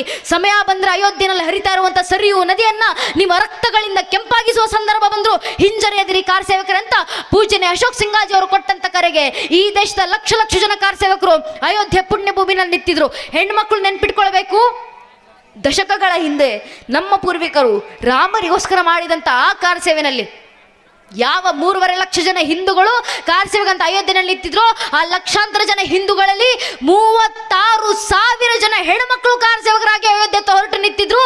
ಆ 36,000 ಜನ ಹೆಣ್ಮಕ್ಳು ಕಾರ್ ಸೇವಕರ ಶ್ರಮದ ಪ್ರತಿಫಲ. ಮುಂದೆ ಮಾತಾ ಉಮಾಭಾರತಿ ಕಾವಿ ತೊಟ್ಟಂತ ಮಾತಾ ರಿತಂಬರಿ ಅವರೊಂದಿಗೆ 36,000 ಜನ ಹೆಣ್ಮಕ್ಳು, ಹಿಂದೆ ಲಕ್ಷ ಲಕ್ಷ ಜನ ಹಿಂದೂ ಕಾರ್ ಸೇವಕರು. ರಾಮಲಲ್ಲಾ ಅಮ್ಮ ಹಂಗೆ ಮಂದಿರ್ ವಹಿ ಬನಾಂಗೆ ಬಚ್ಚಾ ಬಚ್ಚಾ ರಾಮಕ ಜನ್ಮಭೂಮಿ ಕೆ ಕಾಮಕ ಅಂತ ರಾಮರಿಗೆ ಜಯಘೋಷಗಳನ್ನಾಗ್ತಾ ನಮ್ಮ ಪೂರ್ವಿಕರು ರಾಮರ ಕಾರ್ ಸೇವೆಯನ್ನ ಸಾಕಾರಗೊಳಿಸಿದ್ರು. ಇವತ್ತು ನಮ್ಮ ಮುಂದೆ ಕಣ್ಣು ಮುಂದೆ ಇರುವಂತ ಕನಸು ರಾಮರ ಕಾರ್ಯ ಮುಗಿಸಿದ್ದೀವಿ. ಸಂವಿಧಾನದ ಅಡಿಯಲ್ಲಿ ಕೃಷ್ಣರ ಕಾರ್ಯ ಆಗ್ಲಿಕ್ಕಿದೆ, ಕಾಶಿ ವಿಶ್ವನಾಥರ ಕಾರ್ಯ ಆಗ್ಲಿಕ್ಕಿದೆ. ಇದೇ ಕಾಶಿ ಪೀಠವನ್ನ ಇಲ್ಲೂ ಕಾಶಿ ವಿಶ್ವನಾಥರ ಯಾರು ಅಲ್ಲಿ ನಿಲ್ಲಿಸಿದ್ದಾರಲ್ಲ ಅದೇ ಕಾಶಿನಲ್ಲಿದ್ದಂಥ ದಕ್ಷಿಣ ಕಾಶಿ ಇಲ್ಲಿ ನೆಲೆಸಿದೆ. ಆ ಶಿವನ ಮುಂದೆ ನಾವಿವತ್ತು ಪ್ರಮಾಣ ಮಾಡಬೇಕಾಗಿದೆ. ಯಾವ ನಂದಿ ಕಾಶಿನಲ್ಲಿ ಕಾಯ್ಕೊಂಡು ಕೂತಿದ್ದಾರೋ ಕಳೆದ 375 ವರ್ಷಗಳ ಕಾಲ ಆ ನಂದಿಗೆ ನಾವು ನ್ಯಾಯವನ್ನ ತಂದು ಕೊಡ್ತೀವಿ. ನಾವು ಶಿವನ ಕಾರ್ಯವನ್ನ ಸಾಕಾರಗೊಳಿಸ್ತೀವಿ. ನಾವು ಶಿವನ ಕಾರ್ಯಕ್ಕೋಸ್ಕರ ನಾವು ಮುಂದಾಗಿ ಬರ್ತೀವಿ. ಪ್ರತಿ ಬಾರಿ ಹರ ಹರ ಮಹಾದೇವನ ಘೋಷಣೆ ಆಗಬೇಕಾದ್ರೆ ನೆನಪಾಗಬೇಕು, ನಮಗೋಸ್ಕರ ಕಾಶಿನಲ್ಲಿ ಶಿವ ಕಾಯ್ಕೊಂಡು ಕೂತಿದ್ದಾರೆ. ಆ ಶಿವಲಿಂಗಕ್ಕೋಸ್ಕರ ಆ ಶಿವನಿಗೋಸ್ಕರ ನಾವು ಕಾರ್ಯಕ್ಕೆ ಸಿದ್ಧರಾಗೋಣ ನನ್ನ ನೆಚ್ಚಿನ ಬಂಧುಗಳೇ. ಇದೆಲ್ಲ ಹೇಳ್ಬೇಕಾದ್ರೆ ಅನೇಕರು ಕೇಳ್ತಿದ್ರು ಹಿಂದೂ ಸಮಾಜದ ಹತ್ರ, ಹಿಂದೂಗಳು ರಾಮ ಮಂದಿರ ನಿರ್ಮಾಣ ಮಾಡ್ತೀನಿ ಅಂತ ಹೇಳ್ತೀರಾ, ರಾಮ ಮಂದಿರ ಆದ ನಂತರ ಈಗ ಮಥುರಾ ಬೇಕು ಅಂತ ಹೇಳ್ತೀರಾ, ಕಾಶಿ ವಿಶ್ವನಾಥರ ದೇವಸ್ಥಾನ ಬೇಕು ಅಂತ ಹೇಳ್ತೀರಾ. ಹಾಗೆ ನೋಡಿದ್ರೆ ಮೊಘಲರು ಭಾರತದಲ್ಲಿ ನಾಶ ಮಾಡಿರುವಂತ 35,000 ಹಿಂದೂ ದೇವಾಲಯಗಳಿದ್ದಾವೆ. ಮೊಘಲರು ನಾಶ ಮಾಡಿರುವಂತ 35,000 ಹಿಂದೂ ದೇವಾಲಯಗಳನ್ನು ಹಿಂದೂಗಳು ವಾಪಸ್ ತಗೊಂತೀರಾ. ಈಗ ಪ್ರಸ್ತುತ ಕಾಶಿ ವಿಶ್ವನಾಥರ ದೇವಸ್ಥಾನದ ಕೇಸನ್ನ ಕೋರ್ಟ್ನಲ್ಲಿ ನಡೆಸ್ತಾ ಇರುವಂತ ಶ್ರೀ ವಿಷ್ಣು ಶಂಕರ್ ಜಿ ಜೈನ್ ಅವರ ಹತ್ರ ಒಬ್ಬ ಪತ್ರಕರ್ತರು ಮಾಡಿದಂತ ಪ್ರಶ್ನೆ. ಸನಾತನ ಸಂಸ್ಥೆ ಕಾರ್ಯಕ್ರಮದಲ್ಲಿ ಭೇಟಿಯಾದಾಗ ಕುತ್ಕೊಂಡು ಮಾತಾಡ್ತಾ ಇರ್ಬೇಕಾದ್ರೆ ಅವ್ರು ಹೇಳಿದ್ರು, ಒಬ್ಬ ಪತ್ರಕರ್ತರ ಹತ್ರ ಪ್ರಶ್ನೆ ಮಾಡಿದ್ರಂತೆ, ಮೊಘಲರು ನಾಶ ಮಾಡಿರುವಂತ 36,000 ಹಿಂದೂ ದೇವಾಲಯಗಳಲ್ಲಿ ಸೀತಾರಾಮ್ ಗೋಯಲ್ ಅಂತ ಇತಿಹಾಸಕಾರರು ಹೇಳ್ತಾರೆ, ತಾಜ್ ಮಹಲ್ ಕೂಡ ಅದು ತಾಜ್ ಮಹಲ್ ಅಲ್ಲ, ಅದೊಂದು ಶಿವನ ದೇವಾಲಯ, ಅದು ತೇಜೋ ಮಹಲ್, ಅದನ್ನ ಮೋಸದಿಂದ ನಾಶ ಮಾಡಿ ಶಾಜಹಾನ್ ತಾಜ್ ಮಹಲ್ ಕಟ್ಕೊಂಡ ಅಂತ ಸೀತಾರಾಮ್ ಗೋಯಲ್ ಅಂತ ಇತಿಹಾಸಕಾರರು ಹೇಳ್ತಾರೆ. ಹಂಗಂತ ಸೀತಾರಾಮ್ ಗೋಯಲ್ ಅಂತ ಇತಿಹಾಸಕಾರರ ಪ್ರಕಾರ ನೀವು ಹಿಂದೂಗಳು ತಾಜ್ ಮಹಲ್ನ ಕೂಡ ವಾಪಸ್ ತಗೊಂತೀರಾ ಅಂತ ವಕೀಲರಾದಂಥ ವಿಷ್ಣು ಶಂಕರ್ ಜಿ ಜೈನ್ ಅವ್ರ ಹತ್ರ ಒಬ್ಬ ಪತ್ರಕರ್ತರ ಪ್ರಶ್ನೆ ಮಾಡಿದ್ರು. ಪತ್ರಕರ್ತರ ಪ್ರಶ್ನೆಗೆ ವಿಷ್ಣು ಶಂಕರ್ ಜಿ ಜೈನ್ ಅವರು ವಕೀಲರು ಉತ್ತರ ಕೊಡ್ತಾ ಹೇಳಿದ್ರು, ನೀವು ತಾಜ್ ಮಹಲ್ನ ಬಗ್ಗೆ ಈಗ ಮಾತಾಡ್ತಾ ಇದ್ದೀರಾ, ನಾನು 2015ರಿಂದ ತಾಜ್ ಮಹಲ್ನ ಕೇಸನ್ನು ಕೋರ್ಟ್ನಲ್ಲಿ ನಡೆಸ್ತಾ ಇದ್ದೀನಿ. ಇನ್ನು ಕೆಲವು ವರ್ಷ ಸಂವಿಧಾನದ ಅಡಿನಲ್ಲೇ ಅದು ತಾಜ್ ಮಹಲ್ ಅಲ್ಲ, ಅದು ಶಿವನ ದೇವಾಲಯ, ಅದು ತೇಜ್ ಮಹಲ್, ಅದು ಕೂಡ ಹಿಂದೂಗಳ ಪಾಲಿಗೆ ಸೇರಿದ್ದು ಅಂತ ತಾಜ್ ಮಹಲ್ ಅನ್ನು ವಾಪಸ್ ತಗೊಳ್ಳುವಂತ ಕೆಲಸವನ್ನ ಕೂಡ ಸಂವಿಧಾನದ ಅಡಿನಲ್ಲಿ ಹಿಂದೂ ಸಮಾಜ ಮಾಡ್ಲಿಕ್ಕಿದೆ ಅಂತ ಒಬ್ಬ ವಕೀಲರು ಕೊಟ್ಟಂತ ಉತ್ತರ. ಸಂವಿಧಾನದ ಅಡಿನಲ್ಲಿ ಕಾರ್ಯ ಆಗಬೇಕಾಗಿದೆ ನೆಚ್ಚಿನ ಬಂಧುಗಳೇ. ನಮ್ಮ ಜಾಗೃತಿಯ ಪ್ರತಿಫಲವಾಗಿ ರಾಮರ ಮಂದಿರವನ್ನ ಭವ್ಯವಾಗಿ ಕಣ್ಮುಂದೆ ಜೀವಂತ ಸಾಕ್ಷಿಯಾಗಿ ನೋಡ್ತಾ ಇದ್ದೀವಿ ನಾವು. ರಾಮರ ಕೃಪೆ. ಕಾಶ್ಮೀರದಲ್ಲಿ ತಾಯಿ ಶಾರದೆ ಪೀಠವನ್ನು ಪುನರ್ ಪ್ರತಿಷ್ಠಾಪನೆ ಮಾಡಿದ್ದೀವಿ, ದೇವರ ಕೃಪೆ. ಭಾರತದಲ್ಲದೆ ದೂರದ ಅಬುದಾಬಿನಲ್ಲೂ ಸ್ವಾಮಿನಾರಾಯಣ ದೇವಸ್ಥಾನವನ್ನ ಹಿಂದೂಗಳ ಪ್ರತಿಷ್ಠಾಪನೆ ಮಾಡಿದ್ದೀವಿ. ನಮ್ಮ ಜಾಗೃತಿಯ ಪ್ರತಿಫಲ ಭಗವಂತನ ದಯೆಯ ಕಾರಣ. ಇದೇ ಜಾಗೃತಿ ಹೀಗೆ ಮುಂದುವರಿಬೇಕು. ಈ ಜಾಗೃತಿ ಮುಂದುವರುತ್ತಾ ಇಷ್ಟು ವರ್ಷ ನಮ್ಮ ಪೂರ್ವಿಕರ ಕರೆಯನ್ನ ಕೊಟ್ಟಿದ್ರು, ರಾಮಲಲ್ಲಾ ಅಮ್ಮ ಹಂಗೆ ಮಂದಿರ್ ವಹಿ ಬನಾಂಗೆ. ಈಗ ನಮ್ಮ ತಲೆಮಾರು ಕರೆಯನ್ನು ಕೊಡಬೇಕಾಗಿದೆ, ಕೃಷ್ಣಲಲ್ಲಾ ಅಮ್ಮ ಹಂಗೆ ಮಖನ್ ವಹಿ ಚಢಾಯಂಗೆ. ನಾವು ಅಲ್ಲಿಗೆ ಬರ್ತೀವಿ. ಸಂವಿಧಾನದ ಅಡಿಯಲ್ಲಿ ಮಥುರಾದಲ್ಲೇ ಕೃಷ್ಣ ಜನ್ಮಭೂಮಿಯ ಪುನರ್ ಪ್ರತಿಷ್ಠಾಪನೆಯನ್ನ ಮಾಡ್ತೀವಿ. ನಮ್ಮ ಬಾಯಿಂದ ಹೊರಡಬೇಕಾದಂತ ಕರೆ. ಆದರೆ ಕೃಷ್ಣರ ಕಾರ್ಯ ಆಗುವಂತ ಸಂದರ್ಭಕ್ಕೂ ಒಂದಂತೂ ಸತ್ಯ, ಕೃಷ್ಣರ ಕಾರ್ಯಕ್ಕೆ ನಿಂತರೆ ನಮಗೆ ಜಯ ಆಗೋದು ಸತ್ಯ. ಕಾರಣ ಕೃಷ್ಣರು ಹೇಳಿದ್ದಾರೆ, ಭಗವದ್ಗೀತೆ ಕೊನೆಯ 18ನೇ ಅಧ್ಯಾಯದ ಕೊನೆಯ 78ನೇ ಶ್ಲೋಕದಲ್ಲಿ ಕೃಷ್ಣ ಹೇಳ್ತಾರಲ್ಲ, ಯತ್ರ ಯೋಗೇಶ್ವರ ಕೃಷ್ಣ ಯತ್ರ ಪಾರ್ಥ ಧನುರ್ಧರ ತತ್ರ ಶಿವಿಜಾಭೂತಿ ಧ್ರುವ ನಿತಿರ್ಮತಿರ್ಮಮ. ಎಲ್ಲಿ ನಾನು ಯುಗೇಶ್ವರ ಕೃಷ್ಣನಿರ್ತೀನೋ, ಎಲ್ಲಿ ನನ್ನನ್ನು ಪಾಲಿಸುವಂಥ ಸನಾತನಿ ಹಿಂದೂಗಳಿರ್ತೀರೋ ಅಲ್ಲೆಲ್ಲ ಧರ್ಮಕ್ಕೆ ಜಯ ಆಗುತ್ತೆ. ಇದು ನಾನು ಕೊಡ್ತಿರುವಂಥ ಮಾತು ಅಂತ ಕೃಷ್ಣರೇ ನಮಗೆ ಮಾತನ್ನು ಕೊಟ್ಟಿದ್ದಾರೆ. ಕೃಷ್ಣರ ಕಾರ್ಯಕ್ಕೆ ನಾವು ಸಿದ್ಧರಾಗಿ ನಿಂತರೆ ಸಂವಿಧಾನದ ಅಡಿಯಲ್ಲಿ ನಮಗೆ ಜಯ ಸಿಗುತ್ತೆ. ಆದರೆ ಕೃಷ್ಣರ ಕಾರ್ಯದ ಸಂದರ್ಭದಲ್ಲೂ ಪ್ರಶ್ನೆಗಳು ಉಟ್ಕೊಂತಾವೆ ನನ್ನ ನೆಚ್ಚಿನ ಬಂಧುಗಳೇ. ನೀವು ಹಿಂದೂಗಳು ಕೃಷ್ಣರ ಕಾರ್ಯವನ್ನು ಸಾಕಾರಗೊಳಿಸ್ತೀನಿ ಅಂತ ಹೇಳ್ತೀರಾ, ಆದರೆ ಕೃಷ್ಣರು ಹುಟ್ಟಿದ್ರು ಅಂತ ಏನು ಸಾಕ್ಷಿ ಇದೆ ಹಿಂದೂಗಳ ಹತ್ರ? ಬಂದೇ ಬರುತ್ತೆ ನನ್ನ ನೆಚ್ಚಿನ ಬಂಧುಗಳು ಈ ಪ್ರಶ್ನೆಗಳು. ಈ ಬುದ್ಧಿಯೇ ಜೀವನ ಅನ್ಕೊಂಡಿರೋಂಥ ಬುದ್ಧಿಜೀವಿಗಳು ಮಾಡೇ ಮಾಡ್ತಾರೆ ಈ ಪ್ರಶ್ನೆಯನ್ನು. ಇಂಥ ಕೃಷ್ಣರ ಅಸ್ತಿತ್ವಕ್ಕೆ ಪ್ರಶ್ನೆ ಚಿಹ್ನೆ ಹುಟ್ಟಿದಾಗಲೂ ಆಗ್ಲೂ ನಮ್ಮ ಮಕ್ಕಳಲ್ಲಿ ಎಷ್ಟು ಜಾಗೃತಿ ಬಂದಿರಬೇಕು. ಈ ಧರ್ಮದ ಒಂದೊಂದು ಹಿಂದೂ ಮಗು ಆಗ್ಲೂ ಎದೆ ತಟ್ಕೊಂಡು ಹೇಳ್ಕೊಳ್ಬೇಕು, ರಾಮರ ವಂಶವೃಕ್ಷ ಮಾತ್ರ ಅಲ್ಲ, ಶ್ರೀಕೃಷ್ಣರ ವಂಶವೃಕ್ಷವನ್ನು ಕೂಡ ನಾನು ಸಾಕ್ಷಿಯಾಗಿ ಕೊಡಬಲ್ಲೆ ಅವರ ಅಸ್ತಿತ್ವಕ್ಕೆ. ನಮ್ಮ ಮಕ್ಕಳ ಬಾಯಿಂದ ಬರಬೇಕು. ಮೊದಲಿಗೆ ಬಂದದ್ದು ಶ್ರೀ ವಿಷ್ಣು, ಶ್ರೀ ವಿಷ್ಣುವಿನ ಮಗ ಬ್ರಹ್ಮ, ಬ್ರಹ್ಮನ ಮಗ ಮರೀಚಿ, ಮರೀಚ ಮಗ ಕಶ್ಯಪ, ಕಶ್ಯಪನ ಮಗ ವೈವಾಸ್ವನ, ವೈವಾಸ್ವನನ ಮಗ ಮನು, ಮನುವಿನ ಮಗ ಇಳ, ಇಳನ ಮಗ ಪುರೂರವ, ಪುರೂರವನ ಮಗ ಅಯು, ಅಯುವಿನ ಮಗ ನಘೂಷ, ನಘೂಷನ ಮಗ ಯಾತಿ, ಯಾತಿಯ ಮಗ ಯದು, ಯದುವಿನ ಮಗ ಕ್ರೋಸ್ತು, ಕ್ರೋಸ್ತುವಿನ ಮಗ ಧ್ವಜೀವನ್, ಧ್ವಜೀವನ ಮಗ ಸ್ವಾತಿ, ಸ್ವಾತಿಯ ಮಗ ಋಷಂಕು, ಋಷಂಕುವಿನ ಮಗ ಚಿತ್ರರಥ, ಚಿತ್ರರಥನ ಮಗ ಶಶಿಬಿಂದು, ಶಶಿಬಿಂದುವಿನ ಮಗ ಪೃತುಷಾರ, ಪೃತುಷಾರನ ಮಗ ಪೃಥ್ಯೋತ್ತಮ, ಪೃಥ್ಯೋತ್ತಮನ ಮಗ ಉಷಾನು, ಉಷಾರನ ಮಗ ಶಿತಾಪು, ಶಿತಾಪುವಿನ ಮಗ ರುಕುಮಕವಚ, ರುಕುಮಕವಚನ ಮಗ ಪಾರವೃತ, ಪಾರವೃತನ ಮಗ ಜ್ಞಾಮೋಗ, ಜ್ಞಾಮೋಗನ ಮಗ ವಿದ್ರಭ, ವಿದ್ರಭನ ಮಗ ಕ್ರೋತ್, ಕ್ರೋತ್ನ ಮಗ ಕುಂತಿ, ಕುಂತಿಯ ಮಗ ದೃಷ್ಟಿ, ದೃಷ್ಟಿಯ ಮಗ ನಿಧೃತಿ, ನಿಧೃತಿಯ ಮಗ ದಾಸಾಯಿ, ದಾಸಾಯ ಮಗ ವ್ಯೋಮ, ವ್ಯೋಮನ ಮಗ ಜಿಮುತ, ಜಿಮುತನ ಮಗ ವಿಕೃತಿ, ವಿಕೃತಿಯ ಮಗ ಭೀಮರಥ್, ಭೀಮರಥನ ಮಗ ನವರಥ್, ನವರತ್ನ ಮಗ ದಶರಥ್, ದಶರಥನ ಮಗ ಶಾಕೂನಿ, ಶಾಕೂನಿಯ ಮಗ ಕರಂಭಿ, ಕರಂಭಿಯ ಮಗ ವಿಧ್ವರಥ್, ವಿಧ್ವರಥನ ಮಗ ದೇವರಥ್, ದೇವರಥನ ಮಗ ದೇವಕ್ಷೇತ್ರ, ದೇವಕ್ಷೇತ್ರನ ಮಗ ಮಧು, ಮಧುವಿನ ಮಗ ಕುಮಾರವಂಶ, ಕುಮಾರವಂಶನ ಮಗ ಸತ್ವತ್, ಸತ್ವತ್ನ ಮಗ ಅಂಧಕ, ಅಂಧಕನ ಮಗ ಭಜಮನ್, ಭಜಮನ್ನ ಮಗ ವಿದ್ವರಥ್, ವಿದ್ವರಥನ ಮಗ ಶೂರ, ಶೂರನ ಮಗ ಶಾಮಿನ್, ಶಾಮಿನ್ನ ಮಗ ಪ್ರತಿಕ್ಷಾತ್ರ, ಪ್ರತಿಕ್ಷಾತ್ರನ ಮಗ ಸ್ವಯಂಭೋಜ, ಸ್ವಯಂಭೋಜನ ಮಗ ಋದಿಕ್, ಋದಿಕ್ನ ಮಗ ದೇವಗರ್ಭ, ದೇವಗರ್ಭನ ಮಗ ಶೂರಸೇನ, ಶೂರಸೇನನ ಮಗ ವಾಸುದೇವ, ವಾಸುದೇವನ ಮಗನೇ ಚಂದ್ರವಂಶ ಚಕ್ರವರ್ತಿ ದೇವಕಿ ನಂದನ ಶ್ರೀಕೃಷ್ಣ ಪರಮಾತ್ಮ ಅಂತ ಹೇಳುವ ಮಟ್ಟಕ್ಕೆ ಕೃಷ್ಣರ ವಂಶವೃಕ್ಷವು ನಮ್ಮ ಮಕ್ಕಳಿಗೆ ಹೃದ್ಗತವಾಗಿರಬೇಕು. ಅಂಥ ಕೃಷ್ಣರ ಭಕ್ತಿ ಧರ್ಮ ಜಾಗೃತಿ ನಮ್ಮ ಮನೆಗಳಲ್ಲಿ ತರೋಣ ನನ್ನ ನೆಚ್ಚಿನ ಬಂಧುಗಳೇ. ಧರ್ಮ ರಕ್ಷಣೆ ಆಗುತ್ತೆ, ದೇಶ ರಕ್ಷಣೆ ಆಗುತ್ತೆ. ಇಷ್ಟೇ ನಾವು ಮಾಡಬೇಕಾಗಿರುವಂಥ ಕೆಲಸ. ಧರ್ಮ ಜಾಗೃತಿಗೆ ನಮ್ಮ ಕೈಲಾಗುವಂಥ ಕೆಲಸ. ನಿಮ್ಮಿಂದ ಮಾತಾಡಿ ಧರ್ಮ ಜಾಗೃತಿ ಮಾಡ್ಲಿಕ್ಕಾಗುತ್ತಾ? ಮಾತಾಡಿ ಧರ್ಮ ಜಾಗೃತಿಯನ್ನು ಮಾಡಿ. ನಿಮ್ಮಿಂದ ಹಾಡಾಡಿ ಧರ್ಮ ಜಾಗೃತಿ ಮಾಡ್ಲಿಕ್ಕಾಗುತ್ತಾ? ದೇಶಭಕ್ತಿ ಧರ್ಮ ಭಕ್ತಿ ಗೀತೆಗಳನ್ನು ಹಾಡಿ ಧರ್ಮ ಜಾಗೃತಿ ಮಾಡಿ. ನಿಮ್ಮಿಂದ ಬರೆದು ಜಾಗೃತಿ ಮಾಡ್ಲಿಕ್ಕಾಗುತ್ತಾ? ನೈಜ ಇತಿಹಾಸವನ್ನು ಬರೆದು ಧರ್ಮದ ಜಾಗೃತಿಯನ್ನು ಮಾಡಿ. ಇದು ಯಾವುದೂ ಆಗ್ಲಿಲ್ವಾ? ಕನಿಷ್ಠ ಪಕ್ಷ ನಿತ್ತು ದೇಶ ಧರ್ಮದ ಪರವಾಗಿ ಒಂದು ಜೈಘೋಷ ಹಾಕ್ಲಿಕ್ಕಾಗುತ್ತಾ? ಜೈಕಾರವನ್ನು ಹಾಕಿ ಧರ್ಮ ದೇಶ ಜಾಗೃತಿ ಮಾಡಿ. ಅದೂ ಆಗ್ಲಿಲ್ಲ ಅಂದ್ರೂ ಪರವಾಗಿಲ್ಲ. ಯಾರಾದ್ರೂ ನಿತ್ತು ದೇಶ ಧರ್ಮದ ಪರವಾಗಿ ಜೈಕಾರ ಹಾಕ್ತಿದ್ರೆ ಅವ್ರ ಪಕ್ಕದೊಳಗೆ ನಿಂತ್ಕೊಂಡು ಕೈ ಎತ್ತೋಣ ಸಾಕು. ನಾವು ದೇಶ ಧರ್ಮಕ್ಕೆ ಕೊಡುವಂತ ಕೊಡುಗೆ ಇಷ್ಟೇ. ಇಷ್ಟನ್ನ ಒಬ್ಬೊಬ್ಬ ಹಿಂದೂಗಳು ಮಾಡಿದ್ರೆ ಸಾಕು. ಆದ್ರೆ ಒಂದೊಂದು ಸತ್ಯ ನನ್ನ ನೆಚ್ಚಿನ ಬಂಧುಗಳೇ, ಈ ಧರ್ಮ ಜಾಗೃತಿ ಕೆಲಸ ಮನೆಯಲ್ಲಿ ಮಕ್ಕಳಲ್ಲಿ ಧರ್ಮ ಭಕ್ತಿ ಮೂಡಿಸ್ಬೇಕಂದ್ರೆ ತಾಯಂದ್ರಿಂದ ಮಾತ್ರ ಆಗೋದು. ತಾಯಂದ್ರ ಪಾತ್ರ ಒಂದು ಮಗುವಿನ ಜೀವನದಲ್ಲಿ ಅಷ್ಟು ಘನವಾಗಿರೋದ್ರಿಂದಲೇ ಮನು ಹೇಳೋದು, ಜಗತ್ತಿನ ಎಲ್ಲ ಸಂಸ್ಕಾರ ಒಂದು ಕಡೆ ಆದರೆ ತಾಯಿ ಮಗುವಿಗೆ ನೀಡುವಂಥ ಸಂಸ್ಕಾರ ಎಲ್ಲವನ್ನು ಮೀರಿದ್ದು.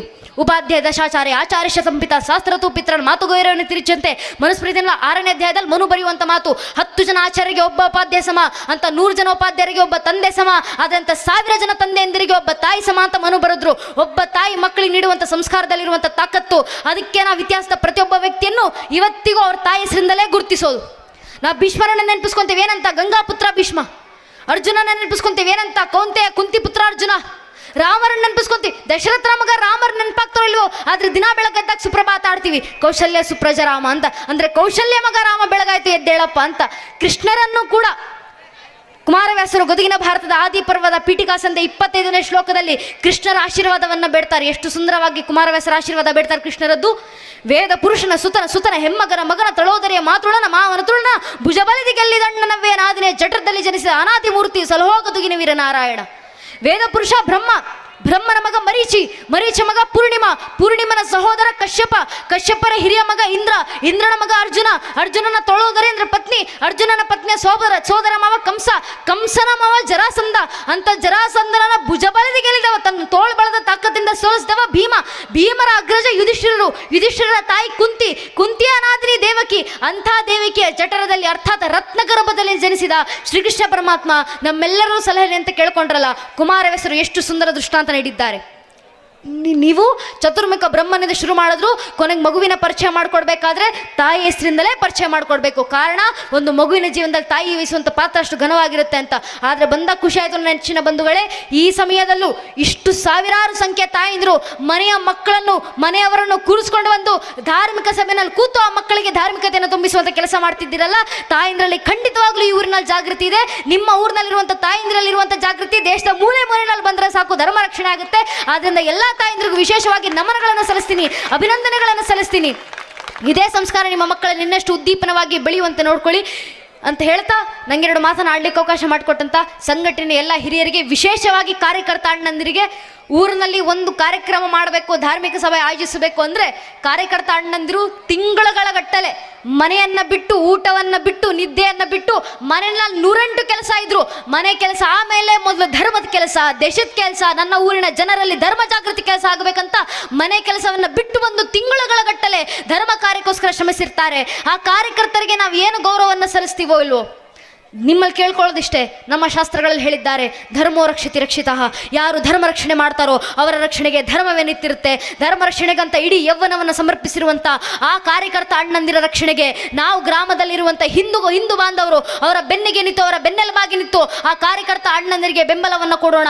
ನಾವೇನು ಮಾಡ್ತೀವೋ ಇಲ್ವೋ, ದಯವಿಟ್ಟು ಕಾರ್ಯಕ್ರಮ ಮುಗಿಸ್ಕೊಂಡು ಹೋಗೋಕ್ಕೂ ಮುಂಚೆ ಅಥವಾ ಊರಲ್ಲಿ ಓಡಾಡ್ತಾ ಇರಬೇಕಾದ್ರೆ ಹಿಂದೂ ಸಂಘಟನೆ ಕಾರ್ಯಕರ್ತ ಅಣ್ಣಂದಿರು ಕಾಣಿಸಿದ್ರೆ, ಹೆಗಲ ಮೇಲೆ ಕೇಸರಿ ಶಲ್ಯ ಹಾಕೊಂಡು ನಿಂತಿರ್ತಾರಲ್ಲ, ಅವ್ರ ಹತ್ರ ಹೋಗಿ ಅವರ ಬೆನ್ನನ್ನು ತಟ್ಟಿ, ನಿನ್ನ ಇಡೀ ಯೌವನವನ್ನು ಧರ್ಮಕ್ಕೋಸ್ಕರ ಸಮರ್ಪಿಸಿ ಮನೆ ಕೆಲಸ ಇದ್ರೂ ಕೂಡ ಅದನ್ನು ಬಿಟ್ಟು ಬಂದು ಧರ್ಮದ ಕೆಲಸ ಮಾಡ್ತೀಯಲ್ಲಪ್ಪ, ನಿನ್ನ ನೋಡಿದ್ರೆ ಹೆಮ್ಮೆ ಆಗುತ್ತೆ ಅಂತ ಆ ಕಾರ್ಯಕರ್ತರ ಅಣ್ಣಂದಿರ ಹೆಗಲನ್ನ ತಟ್ಟಿ ಶಭಾಷ್ ಅಂತ ಹೇಳಿ ಸಾಕು.